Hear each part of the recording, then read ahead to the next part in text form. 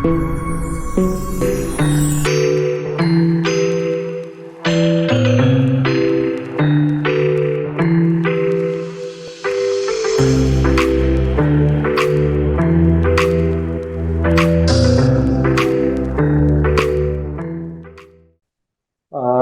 seniors, my dear friends, colleagues, and KJ members.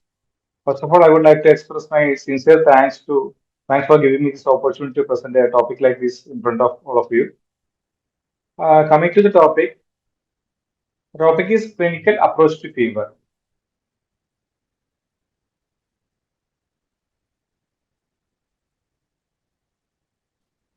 So, what is fever?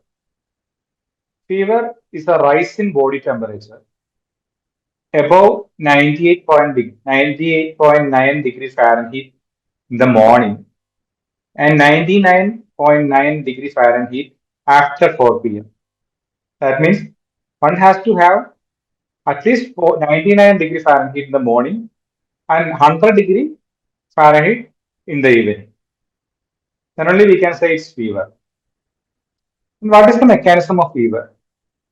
Fever can be due to various causes, it can be due to infections, it can be due to inflammation, or it can be due to malignancy or some other causes.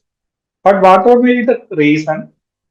Actually, what is happening is that there will be a release of some toxins or some other mechanisms that results in the release of interleukins. Interleukins can be interleukin 1, interleukin 6, or tumor necrosis factor. These can cross the blood-brain barrier and reaches the blood-brain barrier and it activates the release of the prostaglandin E2. This prostaglandin E2 activates the cyclic AMP and this cyclic AMP increases the hypothalamic set point for the fever and the hypothalamic set point from 37 degrees centigrade it reaches to 39, that is 2 centimeter high or 2 or whatever maybe. So the what happens is that the body tries to achieve this set point is created by the hypothalamus. So the actual body temperature is 37 and that now the thermostatic set point created by the hypothalamus is something high. So body has to raise the body temperature to that level. For that, what happens is first there will be vasoconstriction of the peripheral vessels, then will be heat production by the liver. If it cannot maintain that temperature level, what happens is there will be shivering of the muscles and body tries to increase the body temperature. The temperature level can be due to can be various level. If it is more than 40 degree, it's called hyperthermia. If it is less than 35 degree, it is hypothermia. And if it is 41.5 degree, it is hyperpyrexia. These are just terminologies. So we have already discussed about the pyrogens, the mechanisms. Now, to to have clear understanding, it's always better to have a clinical scenario. Here we have a 85-year-old male presented with altered behavior, severe tiredness, but no fever. Patient is an 85-year-old male presented with altered behavior, severe tiredness, no fever. What could be the cause? You can have various ideas in your mind. So, if a patient is going to altered behavior, you will think of two possibilities. First of all, you will think of something connected with the brain. It can be a metabolic problem, metabolic encephalopathy, it can be a CVA, or it can be an encephalitis. But patient is having a severe tiredness also. So we should think of the possibility of hypoglycemia. Always think of the possibility of hypoglycemia. See this investigation. Patient is having a total count of 16,500. Polymorph is 86. Lymphocyte is 10. ESR is high. Platelet count is 2.8 lakhs. Blood sugar 220. So hypoglycemia is out. LFT is normal and RFT is normal. Then is there any investigation missing here to have a diagnosis?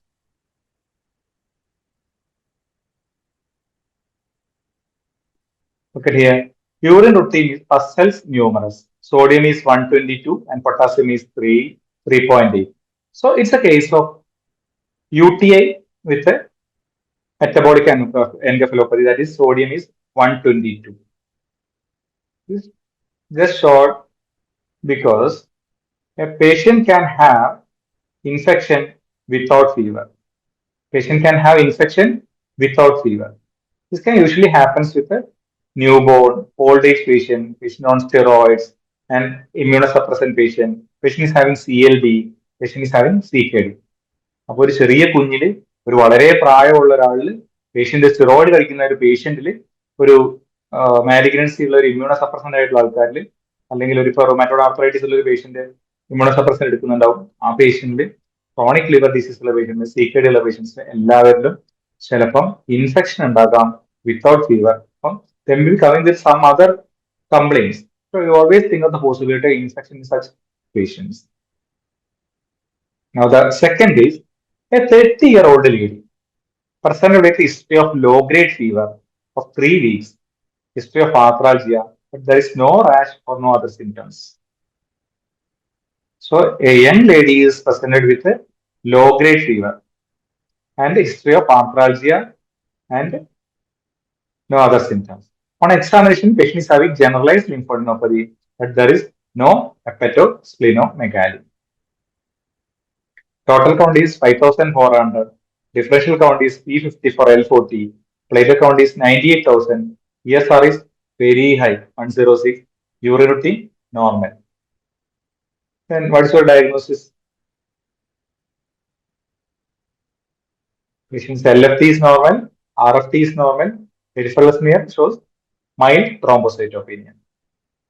Patient's ANA positive, anti-dsDNA positive. What is the relevance of this case is that sometimes patient can have fever without infection. Initially, first case we discussed an infection without fever. Here, a fever without infection. Reasons are malignancy, connective tissue disease, venous thrombosis, trauma, fat embolism. ഇങ്ങനെയുള്ള കണ്ടീഷൻസിൽ ഇപ്പൊ malignancy ഉണ്ടെങ്കിൽ, connective tissue disease like SLE ഉണ്ടെങ്കിൽ, venous thrombosis due to fat embolism, all these things can cause fever without infection. പിന്നെ നമ്മുടെ ആളുകൾ സ്ഥിരമായി നമ്മളോട് ചോദിക്കുന്ന ചോദ്യമാണ്, ഡോക്ടറെ ഈ പാരസെറ്റമോൾ കഴിച്ചാൽ കുഴപ്പമുണ്ടോ അല്ലെങ്കിൽ ആന്റിബയോട്ടിക്സ് കഴിച്ചാൽ കുഴപ്പമുണ്ടോ? നമുക്കും we may have a doubt that is it to give paracetamol to every patient? How frequent we should give? It can cause any harm? അങ്ങനെ എന്തെങ്കിലും ഒരു ഡൗട്ട് ഉണ്ടാകുമ്പോൾ നമ്മൾ ഫസ്റ്റ് ചിന്തിക്കേണ്ടത് ലിവറിനെ പറ്റിയാണ്. പാരസെറ്റമോൾ കഴിക്കുമ്പോൾ പാരസെറ്റമോൾ കൊടുക്കുന്ന പേഷ്യൻസിന്റെ ലിവർ നോർമൽ ആണെന്നുള്ളത് നമ്മൾ ഉറപ്പുവരുത്തണം. Suppose the patient is having viral hepatitis, that will be very detrimental to the patient if you are giving paracetamol, TID or QID. Or the patient is having a chronic liver disease, that patient also cause harm. The patient is taking enormous amount of alcoholic, patient is a chronic alcoholic, his liver may be compromised and antibiotics can cause harm. But is it useful? Yes, definitely antibiotics are useful. With every 1 degree increase in body temperature can cause 13% increase in the oxygen demand and the basic metabolic rate. So if patient is having a heart disease, or patient is having a CVA or a neurological illness, patient is having chronic liver, respiratory illness like COPD or some other lung disease, a rise in temperature is not that good for that patient. And if patient is having a seizure propensity, they can also have problem with the rise in body temperature. So it's better to give antibiotics in patient with a fever, excluding liver disease or other comorbid condition that is causing problem with the paracetamol.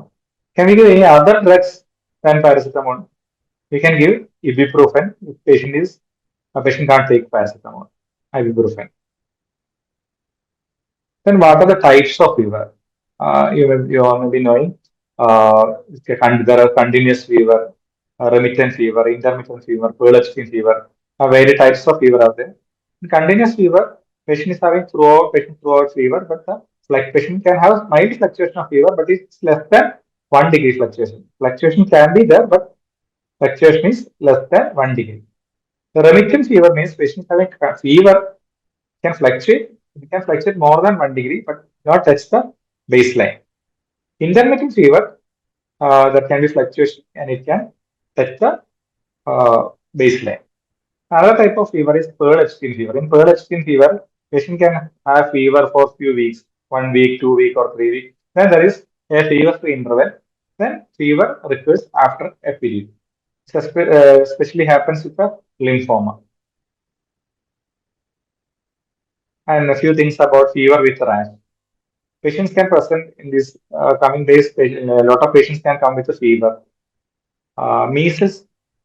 The rash is maculopapular rash, sparing palms and soles. Measles സാധാരണ കയ്യിലും കാലിന്റെ ഉള്ളിലും നമുക്ക് rash ഉണ്ടാവില്ല. അങ്ങനെ നമുക്ക് മീസിൽസിനെ identify ചെയ്യാം. എറിത്തിമ ഇൻഫെക്ഷ്യോസം, fifth disease എന്ന സാധനം, സ്ലാക്ട് ചീക്ക് അപ്പിയറൻസ് ഉള്ളത്. റിക്കറ്റ്സിലെ മാക്കുലർ റാഷ് ആയിരിക്കും. And patient can have an scar. Drug rash and Zika virus maculopapular rash.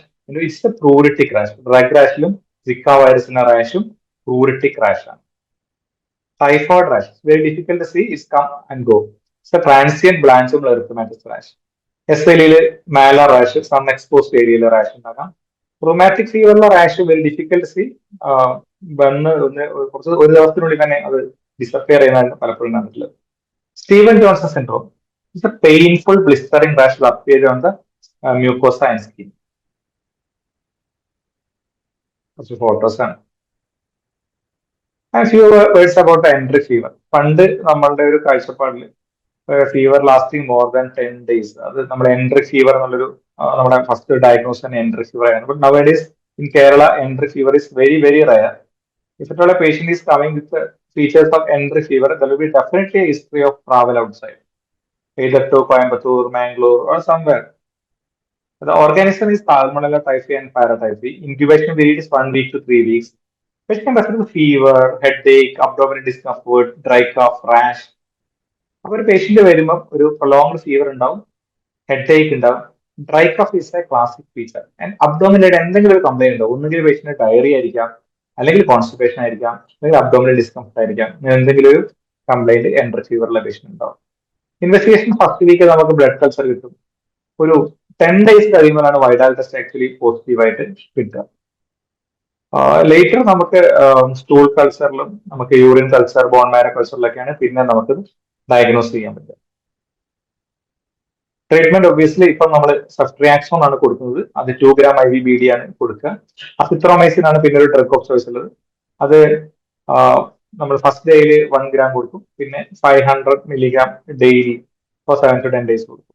പിന്നെ ചില ബുക്സിലൊക്കെ അത് 1 gram തന്നെ കണ്ടിന്യൂസ് ആയിട്ട് 7 days കൊടുക്കുന്നതായിട്ടും ചില ബുക്സിൽ പറയുന്നുണ്ട്. Ciproxin 750 milligram BD for 7 to 14 days. Vaccine നമുക്കിപ്പം അറിയാം, Typbar vaccine, injectable vaccine ആണ് നമുക്ക് അവൈലബിൾ ആയിട്ടുള്ളത്. Capsular polysaccharide vaccine. Oral vaccine is not available. I think it's not available nowadays. Another case. A 28-year-old male presented with a fever of 4 days duration, severe headache, vomiting, arthralgia, and rash. Patient is a young male. Fever is 4 days duration, severe headache, vomiting, arthralgia, and rash. First നമ്മൾ എന്താ ആലോചിക്കുക? എല്ലാവരും ആലോചിക്കുന്ന പോലെ നമ്മൾ ഇതിൽ obviously viral fever ആയിരിക്കും ചിന്തിക്കുക. Total count is 3,800, hemoglobin is 14, hematocrit 45, P54, L4, TSR 46, and platelet count 34,000. So it's a patient with a fever, headache, arthralgia, leukopenia, and thrombocytopenia. What is the possibility? നമ്മൾ 3 possibility ഇവിടെ നമുക്ക് ചിന്തിക്കാൻ പറ്റും. നമ്മളിപ്പോൾ commonly കാണുന്ന കേസസിന് ഒന്ന് വൈറൽ ഫീവർ, എപ്പോഴും viral fever തന്നെയായിരിക്കണം first. പിന്നെ നമുക്ക് ഡെങ്കു സസ്പെക്ട് ചെയ്യാം.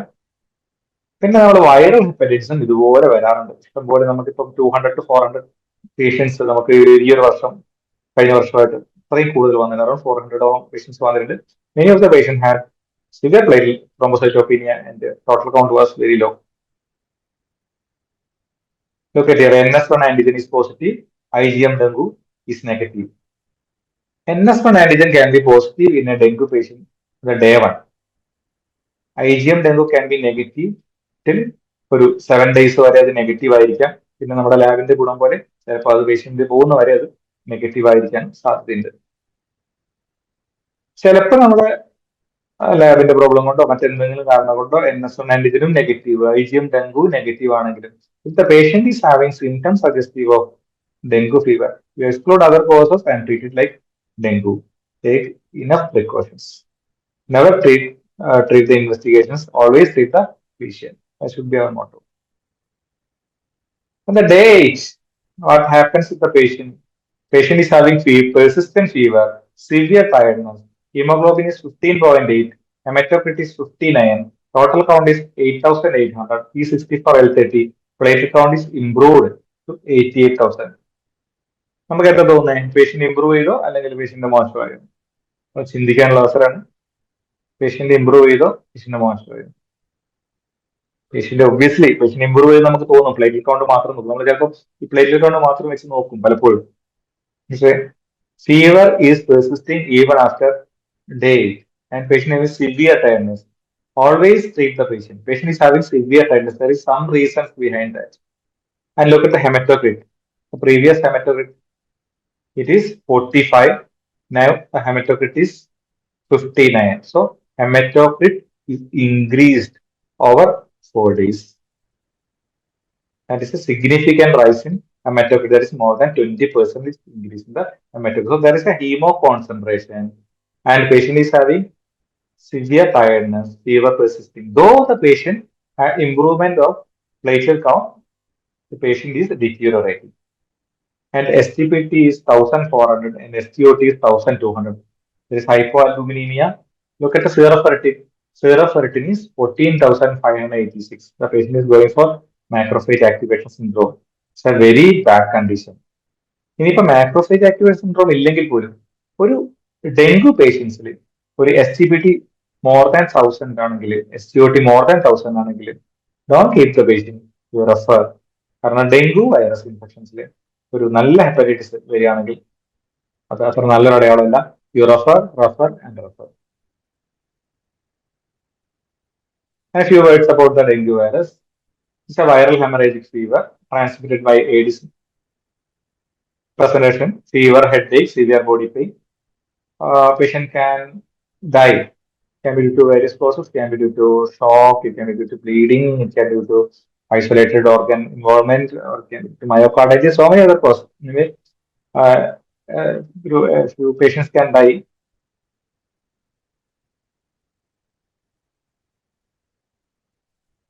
Why it is very difficult to eradicate? Because the human reservoir eggs are resistant to desiccation. അതാണ് അതിന്റെ കാരണം. ശ്രദ്ധിക്കാൻ പറ്റില്ല. Mortality is around 25,000 per year.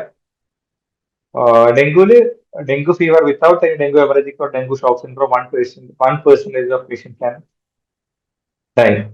In dengue hemorrhagic fever, 15% of patients can die, and dengue shock syndrome can go 40%.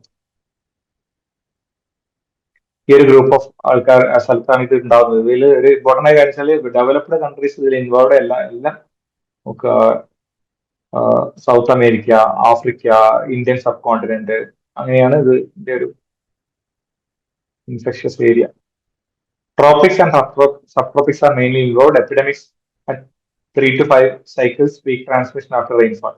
ഇതിന്റെ epidemics പറഞ്ഞാൽ എല്ലാ ഒരു 3 വർഷം 5 വർഷം കൂടുമ്പോൾ സൈക്കിൾസ് ഉണ്ടാവുന്നുണ്ട്. പക്ഷെ നമ്മളിപ്പോ എല്ലാ വർഷവും ഡെങ്കു ഫീവർ കാണുന്നുണ്ട് എന്നുള്ളതാണ് നമ്മുടെ ഇവിടുത്തെ ഒരു അവസ്ഥ. Incubation period is about 6 days. Patient can have high-grade fever. It's called a saddleback fever. Saddleback fever എന്ന് പറഞ്ഞാൽ ആദ്യം ഒരു 4 ദിവസം പനി ഉണ്ടാവും.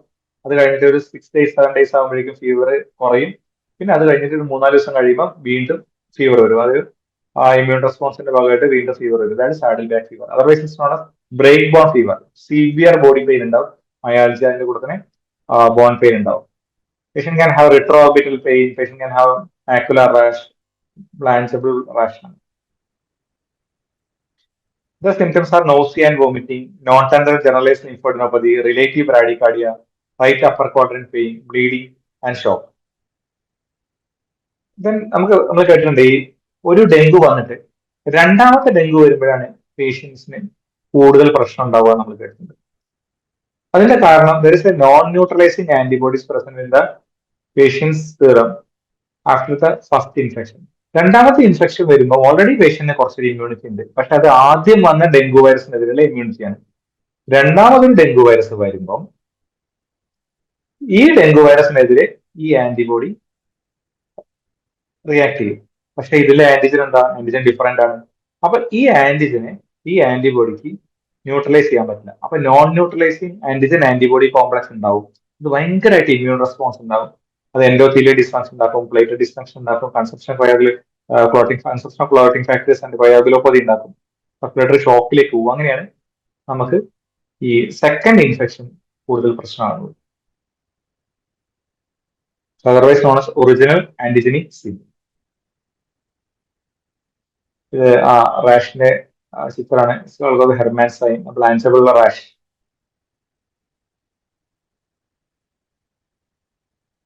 ഈ ചിത്രം കണ്ടാൽ നമുക്ക് ഇതിന് ധാരണ കിട്ടും. ആദ്യത്തെ ഫേസ് വൈറിനിക് ഫേസ് ആണ്. അതൊരു 7 days വരെ നിൽക്കും. അത് കഴിഞ്ഞിട്ട് നമുക്ക് ആ ഒരു ഇമ്മ്യൂണിറ്റി വരാൻ തുടങ്ങും. ഇമ്മ്യൂണിറ്റി വരാൻ തുടങ്ങിയത് ഇമ്മ്യൂണിറ്റിയാണ് കാണിക്കുന്നത്. ആ ഈ യെല്ലോയിൽ കാണുന്ന ഭാഗം ആ ഒരു ഫേസിലാണ്, അതായത് ഈ ഫീവർ മാറി ഇമ്മ്യൂണിറ്റി വരുന്നതിനിടയിലുള്ള ഫേസ് ആണ് ഒരു ക്രിട്ടിക്കൽ പീരീഡ്. ആ സമയത്താണ് കാപ്പിലറി പെർമിബിലിറ്റി കൂടുന്നതും നമ്മുടെ ഇമ്മ്യൂൺ റെസ്പോൺസ് വരുന്നതും പേഷ്യന്റ് പെട്ടെന്ന് സിക്ക് ആവുകയൊക്കെ ചെയ്യുന്ന ഒരു പീരീഡ് ഈ ഒരു സമയത്താണ്. അപ്പൊ ഈ 4-5 ദിവസത്തിൽ വരുമ്പോൾ പേഷ്യന്റ് ഒരു ഇമ്പ്രൂവ്മെന്റ് കാണുന്നു.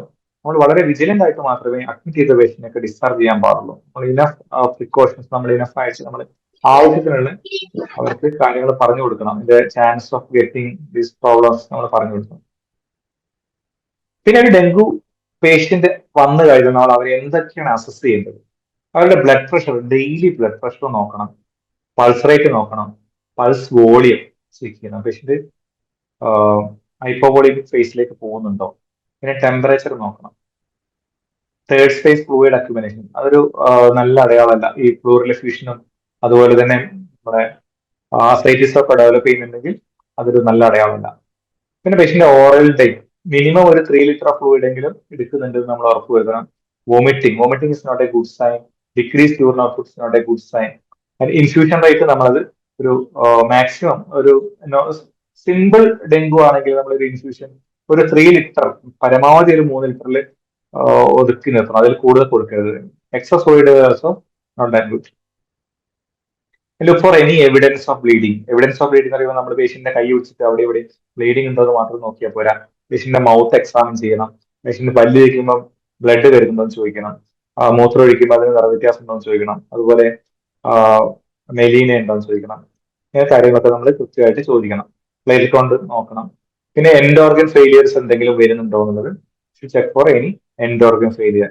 End organ can be brain. Patient is having some altered behavior. It's a bad sign. And if the patient is having a decreased urine output, that's also a bad sign. Patient is having a breathlessness. That means it is involving the lung.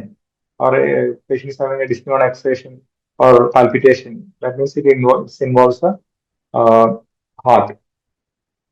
And there is an increased risk in patient having between the age of 4 to 12 as the secondary infection and the serotype 2. Serotype 2 is the most antigenic one. That's why. ഇപ്പൊ നമുക്ക് ഒരു patient വരുന്നു, നിങ്ങൾ admit ചെയ്തിരിക്കുകയാണ്, dengue fever ആണ്. ആ പേഷ്യന്റിനെ കുറച്ച് അവിടെ ഇവിടെയും കുറച്ച് പ്ലേറ്റ് കൊണ്ട് ഒരു 40,000 എടുക്കാം, 30,000 എടുക്കാം, 40,000 ആണ്.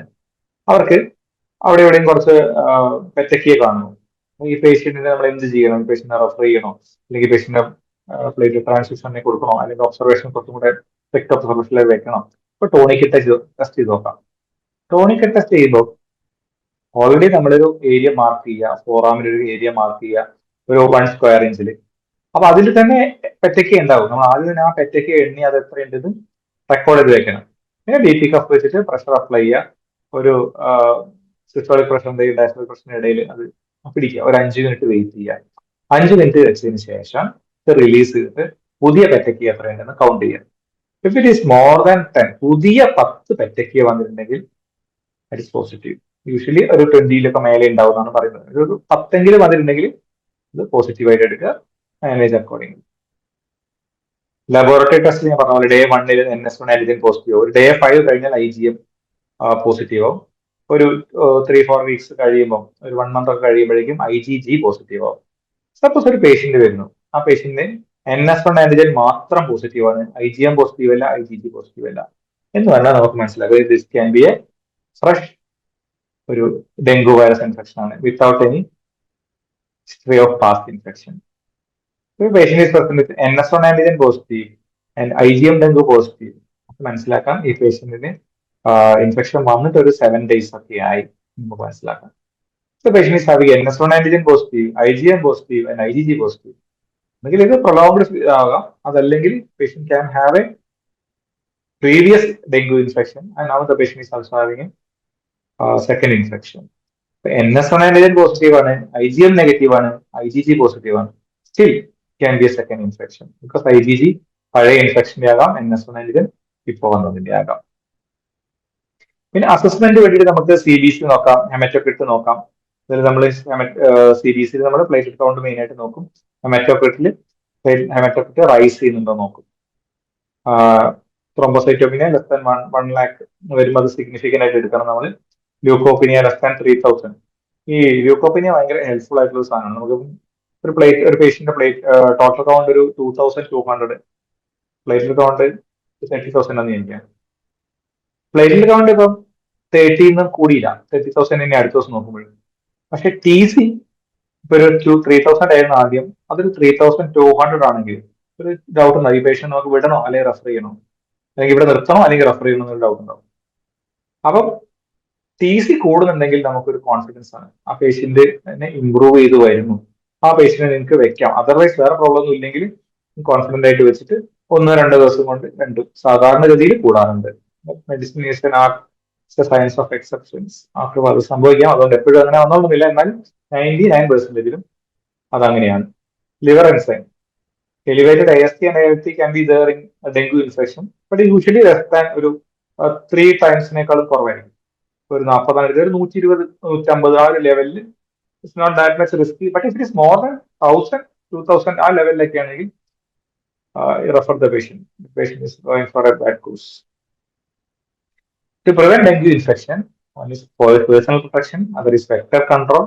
പിന്നെ isolation of patients, there is no vaccine available. എന്തോ എനിക്ക് തോന്നുന്നു ഈ വെസ്റ്റേൺ കൺട്രീസിലൊന്നും ഇല്ലാത്തതുകൊണ്ടാണെന്ന് തോന്നുന്നു വാക്സിനേഷൻ വാക്സിൻ കണ്ടുപിടിക്കാൻ അത്ര താല്പര്യം കാണിക്കാത്ത പോലെയാണ്. പിന്നെ നമ്മുടെ ഈ ഡെങ്കു മോസ്കിറ്റോസ് ഏറ്റവും കൂടുതൽ കടിക്കുന്ന സമയം എന്ന് പറഞ്ഞു കഴിഞ്ഞാൽ പകൽ സമയത്താണ്. അപ്പൊ നമ്മൾ ആശുപത്രിയിലൊക്കെ അഡ്മിറ്റ് ആയിരിക്കുന്ന പേഷ്യൻസ് രാത്രി സുഖമായിട്ട് കൊതുകുവലൻ്റെ അകത്ത് കിടക്കും, പകല് വരെ പുറത്തിറങ്ങിയിരിക്കും. അപ്പൊ പകല് കൊതുക് വരെ വന്ന് കടിച്ചിട്ട് പോകും. ഈ കൊതുക് ഒരിക്കൽ കടിച്ചു കഴിഞ്ഞാൽ കൊതുക് ഒരു 10 ദിവസം കഴിയുമ്പോഴേക്കും ആണ് കൊതുകിന് അതിന്റെ ഇൻക്യുബേഷൻ പീരീഡ് ആവുക. അപ്പൊ അതിനത് പരത്താനുള്ള അവസരം ലഭിക്കുന്നത് 10 ദിവസം കഴിയുകയാണ്. അത് ബാക്കിയുള്ള ആൾക്കാർ കടിക്കും, നമ്മളെ കടിക്കും, നഴ്സുമാരെ കടിക്കും, ആശുപത്രിയിൽ ഒറ്റ അസുഖത്തിന് വന്ന ആൾക്കാർ കടിക്കും.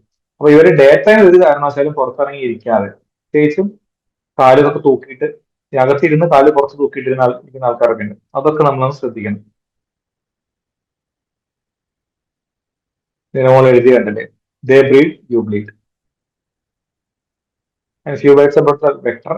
Aedes aegypti African and Aedes albopictus Asian, otherwise known as tiger mosquito, prefers human blood daytime around 11 a.m. Typically breeds in clean, stagnant fresh water, especially rainwater that collects in tires, plastic cans, jars, pots, and coconut, and air conditioners, leaky tanks, and leaky taps. It becomes infectious after 10 days. പറഞ്ഞാണ് നമ്മൾ. അപ്പോൾ നമ്മുടെ വീട്ടിലും നമ്മുടെ വീടിന്റെ പരിസരത്തും ഇങ്ങനെ ഉണ്ടെങ്കിൽ അത് നശിപ്പിക്കണം. അതുപോലെ തന്നെ പൊതുജനങ്ങളെ നമുക്ക് പറ്റുന്ന സ്ഥലങ്ങളിലെല്ലാം ബോധവൽക്കരിക്കണം. ഇത് പണ്ട് വീടുകളൊക്കെ വിസിറ്റ് ചെയ്യാറുണ്ടായിരുന്നു, അപ്പം ആരെയും കാണുന്നില്ല. ട്രീറ്റ്മെന്റ് പ്രിൻസിപ്പൾസ് പറയുകയാണെങ്കിൽ 40% ഓഫ് ദ ഡെങ്കു നമ്മൾ ഡെങ്കു ആണെന്ന് അറിയാതെ, ഡെങ്കു ഒരു സിംറ്റം അറിയാതെ നമ്മുടെ ഡോക്ടേഴ്സിന് എടുത്തു പോലും വരാതെ 40% ഡെങ്കു അവരത് മാറിയിട്ട് അങ്ങ് പോകും. പിന്നെ ബാക്കി ഒരു 30% ഡെങ്കു കമ്മിങ് അവർക്ക് നമ്മൾ വൈറൽ സിൻഡ്രോം ആണെന്നുള്ള രീതിയിൽ നമ്മൾ ട്രീറ്റ് ചെയ്തു. പിന്നെ അപ്പൊ 70% ഒന്നല്ലേ, 40% അസിംറ്റമാറ്റിക് ആയിട്ട് പോയി, 30% വൈറൽ സിൻഡ്രോം എന്നുള്ള അതിൽ ട്രീറ്റ് ചെയ്യും. ബാക്കിയുള്ള ഒരു 30% മാത്രമേ നമുക്ക് നമ്മുടെ മുന്നിൽ വരുന്നുള്ളൂ. അതിൽ തന്നെ വളരെ ചെറിയ വിഭാഗം മാത്രമേ ഡെങ്കു ഹെമറേജിക് ഫീവറോ ഡെങ്കു ഷോക്ക് സിൻഡ്രോം ഒക്കെ ആയിട്ട് മാറുന്നുള്ളൂ. Treatment fluids, paracetamol, rest, avoid steroids and NSAIDs. ഈ ഒരു കാര്യം പ്രധാനമായിട്ടും നമ്മൾ ശ്രദ്ധിക്കുക. പലരും NSAIDs, സ്റ്റെറോയിഡ്സ് അങ്ങനെ കോമൺ ആയിട്ട് യൂസ് ചെയ്യുന്നപ്പോൾ കാണുന്നില്ല, നേരത്തെ ഉണ്ടായിരുന്നു. NSAIDs കൊടുക്കും. പേഷ്യന്റ് കംപ്ലൈന്റ് നല്ല പെയിൻ പറയുമല്ലോ, അപ്പൊ എളുപ്പ വഴി എന്താ, NSAIDs കൊടുക്കുക. പലരും ചെയ്യുന്നുണ്ട്. അപ്പൊ നമ്മുടെ കൂട്ടത്തിലുള്ളവരും നമ്മുടെ പുറത്തുള്ളവരും ഒക്കെ ചെയ്യുന്നത്. അപ്പൊ നമ്മൾ അവരെ പറഞ്ഞ് ബോധ്യപ്പെടുത്തണം, NSAIDs കൊടുക്കരുത്, NSAIDs കൊടുക്കരുത്. ഐ ഫ്ലൂയിഡ്, നോർമൽസിനെ, റിംഗർ ലാക്ടേറ്റ്, പിന്നെ ഈ 5% ഡെക്സ്ട്രോസ് കൊടുക്കുന്നത് കഴിയുന്നു ഒഴിവാക്കുന്നതാണ് നല്ലത്. Maintenance food maximum 3 litre per day. Treatment paracetamol നേരത്തെ പറഞ്ഞു. പിന്നെ ആൾക്കാർ ചോദിക്കുന്നുണ്ട്, പപ്പായ കഴിച്ചാൽ മെച്ചമുണ്ടോ, കിവി കഴിച്ചാൽ മെച്ചമുണ്ടോ, ഓറഞ്ച് കഴിച്ചാൽ മെച്ചമുണ്ടോ, ഇങ്ങനെ ഓരോന്ന് ചോദിച്ചുകൊണ്ടിരിക്കും. അപ്പോ പിന്നെ ഈ കഴിക്കേണ്ടതൊന്നും അവരോട് പറയണ്ട, അവർ കഴിച്ചോട്ടെ. ഒരു പപ്പായ ഇലയൊന്നുമല്ല പറഞ്ഞത്, പപ്പായ അവർ കഴിച്ചോട്ടെ, അവര് കിവി കഴിച്ചോട്ടെ, അവർ ഓറഞ്ച് കഴിച്ചോട്ടെ. പക്ഷെ അതുകൊണ്ട് ഗുണം ഉണ്ടാകുമെന്നുള്ള ശാസ്ത്രീയ തെളിവ് ഒന്നുമില്ല. നിങ്ങൾ കഴിക്കുന്നത് തെറ്റില്ല എന്ന് പറഞ്ഞാൽ അവരിലേക്ക് നമുക്ക് അതിനെപ്പറ്റിയുള്ള ധാരണ ഇല്ല, അവർ കഴിച്ചോളൂ. കഴിക്കേണ്ടെന്ന് പറയുകയോ അവരുടെ പ്ലേറ്റ്ലെറ്റ് കൗണ്ട് കുറഞ്ഞു പോവുകയും ചെയ്തല്ല. അന്ന് പപ്പായ കഴിച്ചിരുന്നെങ്കിൽ ഇത് കൂടുമായിരുന്നു എന്ന് പറഞ്ഞിട്ട് വരുന്ന ആൾക്കാർ ഇഷ്ടം പോലെ ഞാൻ കണ്ടിട്ടുണ്ട്. പിന്നെ അതുപോലെ ആൾക്കാർ ഫ്രൂട്ട്സ് ഒക്കെ പൊതുവെ കഴിക്കുന്നത് കുറവാണ്, ഇപ്പൊ കുറേശ്ശെ കൂടി വരുന്നത്. ഇങ്ങനെ കാരണം കുറച്ച് കുറച്ച് ഫ്രൂട്ട്സ് ഒക്കെ കഴിക്കട്ടെ, അത് കഴിച്ചോട്ടെ. Then next question is when to transfuse platelets of fresh frozen plasma. Platelet transfusion less than 10,000 platelet count ആണെങ്കിൽ you transfuse അത് മേജർ ബ്ലീഡിംഗ് ഒക്കെ ഉണ്ടാക്കാം. പിന്നെ ഒരു പ്ലേറ്റ്ലെറ്റ് കൗണ്ട് ഇപ്പോൾ 20,000 ഉണ്ട്, പേഷ്യന്റ് ഓവർ ബ്ലീഡിങ്, ഒന്നും നോക്കണ്ട, ട്രാൻസ്ഫ്യൂസ് മറ്റു കാരണങ്ങൾക്ക് റോൾ ഔട്ട് ചെയ്തിട്ട് പ്ലേറ്റ്ലെറ്റ് കൊടുക്കുക. അപ്പൊ 20,000 ആണ്, 24,000 ആണ്, പേഷ്യന്റ് നല്ല ബ്ലീഡിംഗ് ഉണ്ട്, ഹിമോപ്റ്റൈസ് ഉണ്ട്, അല്ലെങ്കിൽ മൂക്കിന് ചോര വരുന്നു, വായന്ന് ബ്ലഡ് വരുന്നു, ഒന്നും നോക്കണ്ട, പ്ലേറ്റ്ലെറ്റ് ട്രാൻസ്ഫ്യൂസ് ചെയ്യാം. അവന്റെ കൂടെ തന്നെ ഫ്രഷ് പ്രോസൻ പ്ലാസ്മ കൊടുക്കേണ്ട രീതിയിൽ കൺസംഷൻ കോയാഗുലോപ്പതി എന്തെങ്കിലും വരുന്നുണ്ടോ നോക്കണം. അത് PT നോക്കി കഴിഞ്ഞാൽ നമുക്ക് മനസ്സിലാവും. അപ്പൊ അങ്ങനെയാണെങ്കിൽ SFP കൊടുക്കുക.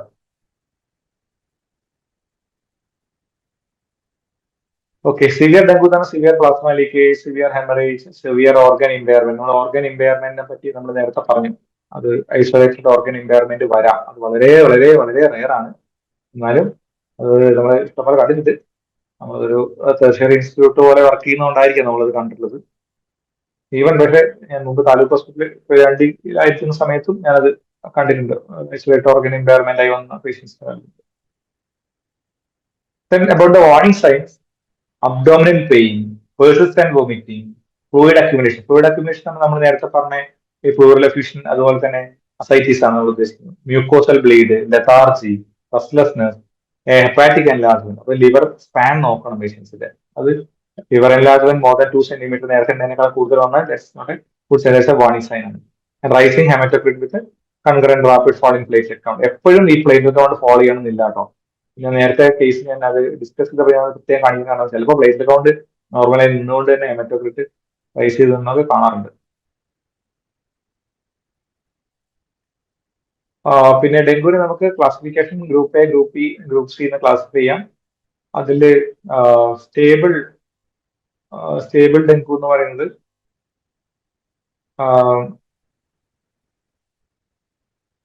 Patient can take orally undifferentiated viral fever, classic dengue fever. Warning signs ഉള്ള patient group B.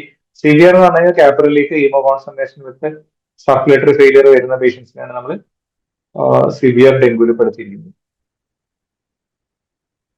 Dengue virus നമ്മൾ നേരത്തെ പറഞ്ഞാണ് സിംറ്റമാറ്റിക് ആകാം, സിംറ്റമാറ്റിക് അൺഡിഫറൻഷിയേറ്റഡ് ആയിട്ട് പോകാം. അതിൽ ഡെങ്കു ഫീവർ ആയിട്ട് വരാം, without bleeding, with bleeding. Dengue haemorrhage fever, non ഷോക്കിൽ പോയിട്ടുള്ള പേഷ്യൻസ്, ഷോക്ക് ഇല്ലാത്ത പേഷ്യൻസ്. പിന്നെ expand dengue syndrome, that is isolated organ involvement. അങ്ങനെ പല രീതിയിലും ഇത് മാനിഫെസ്റ്റ് ചെയ്യാം.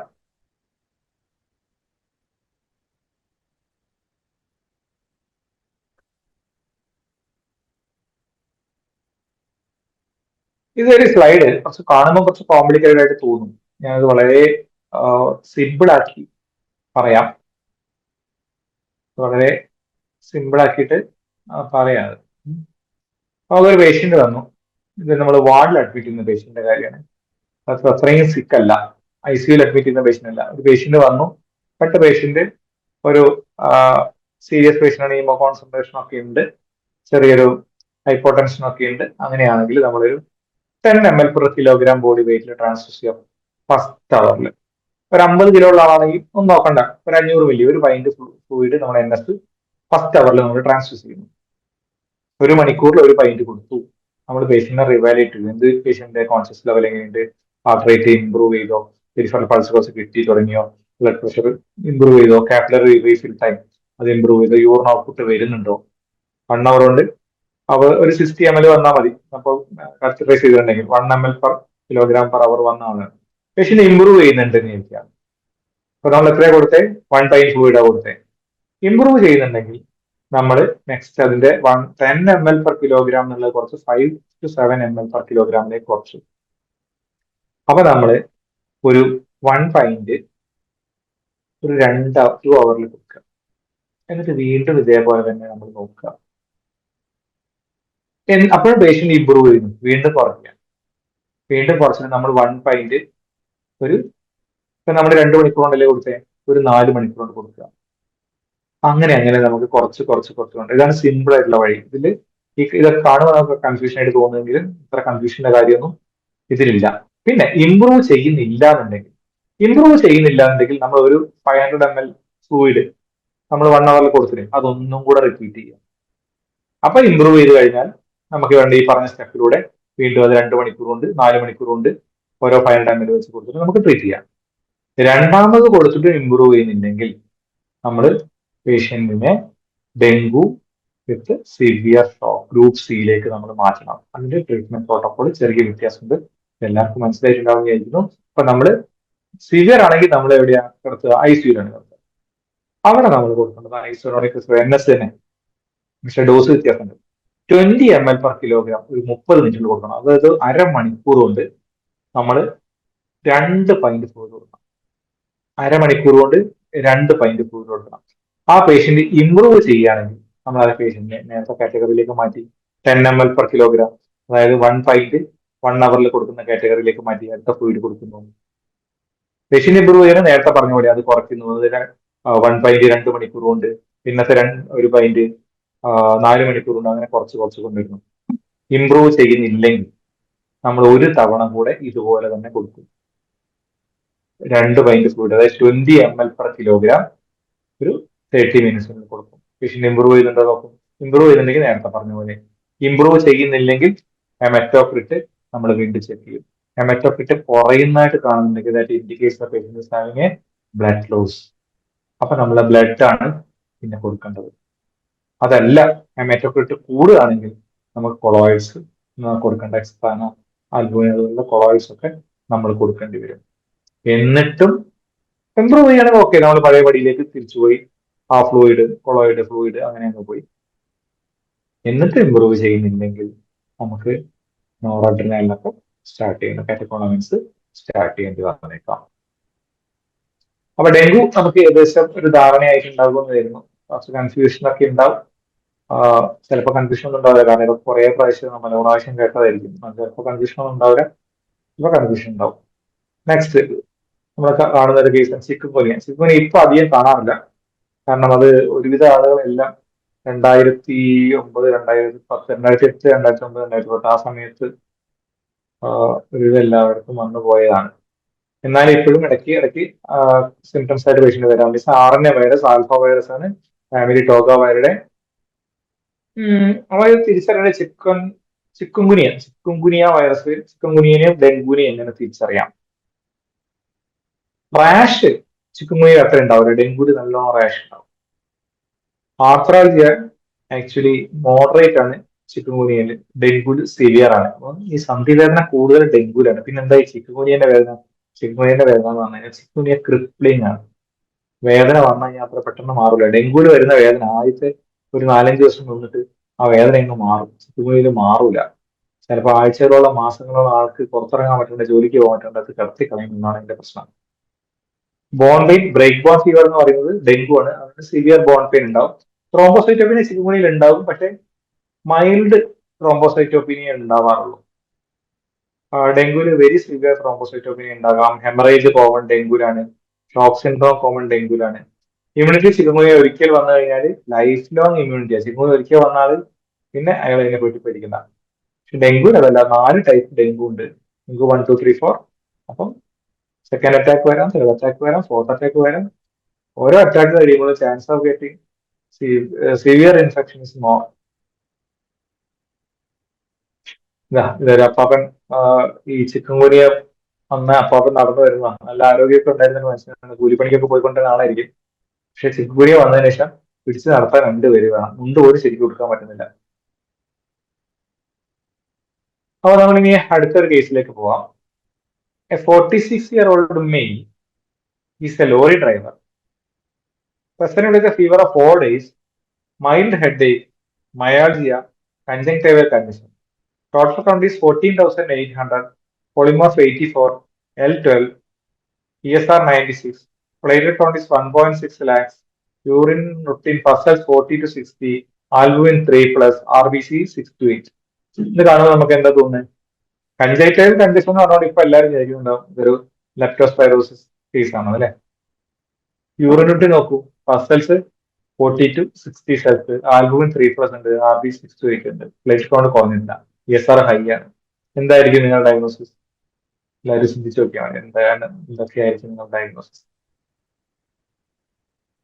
SCPT 88, SGOT 68, serum creatinine is 1.4, borderline grade.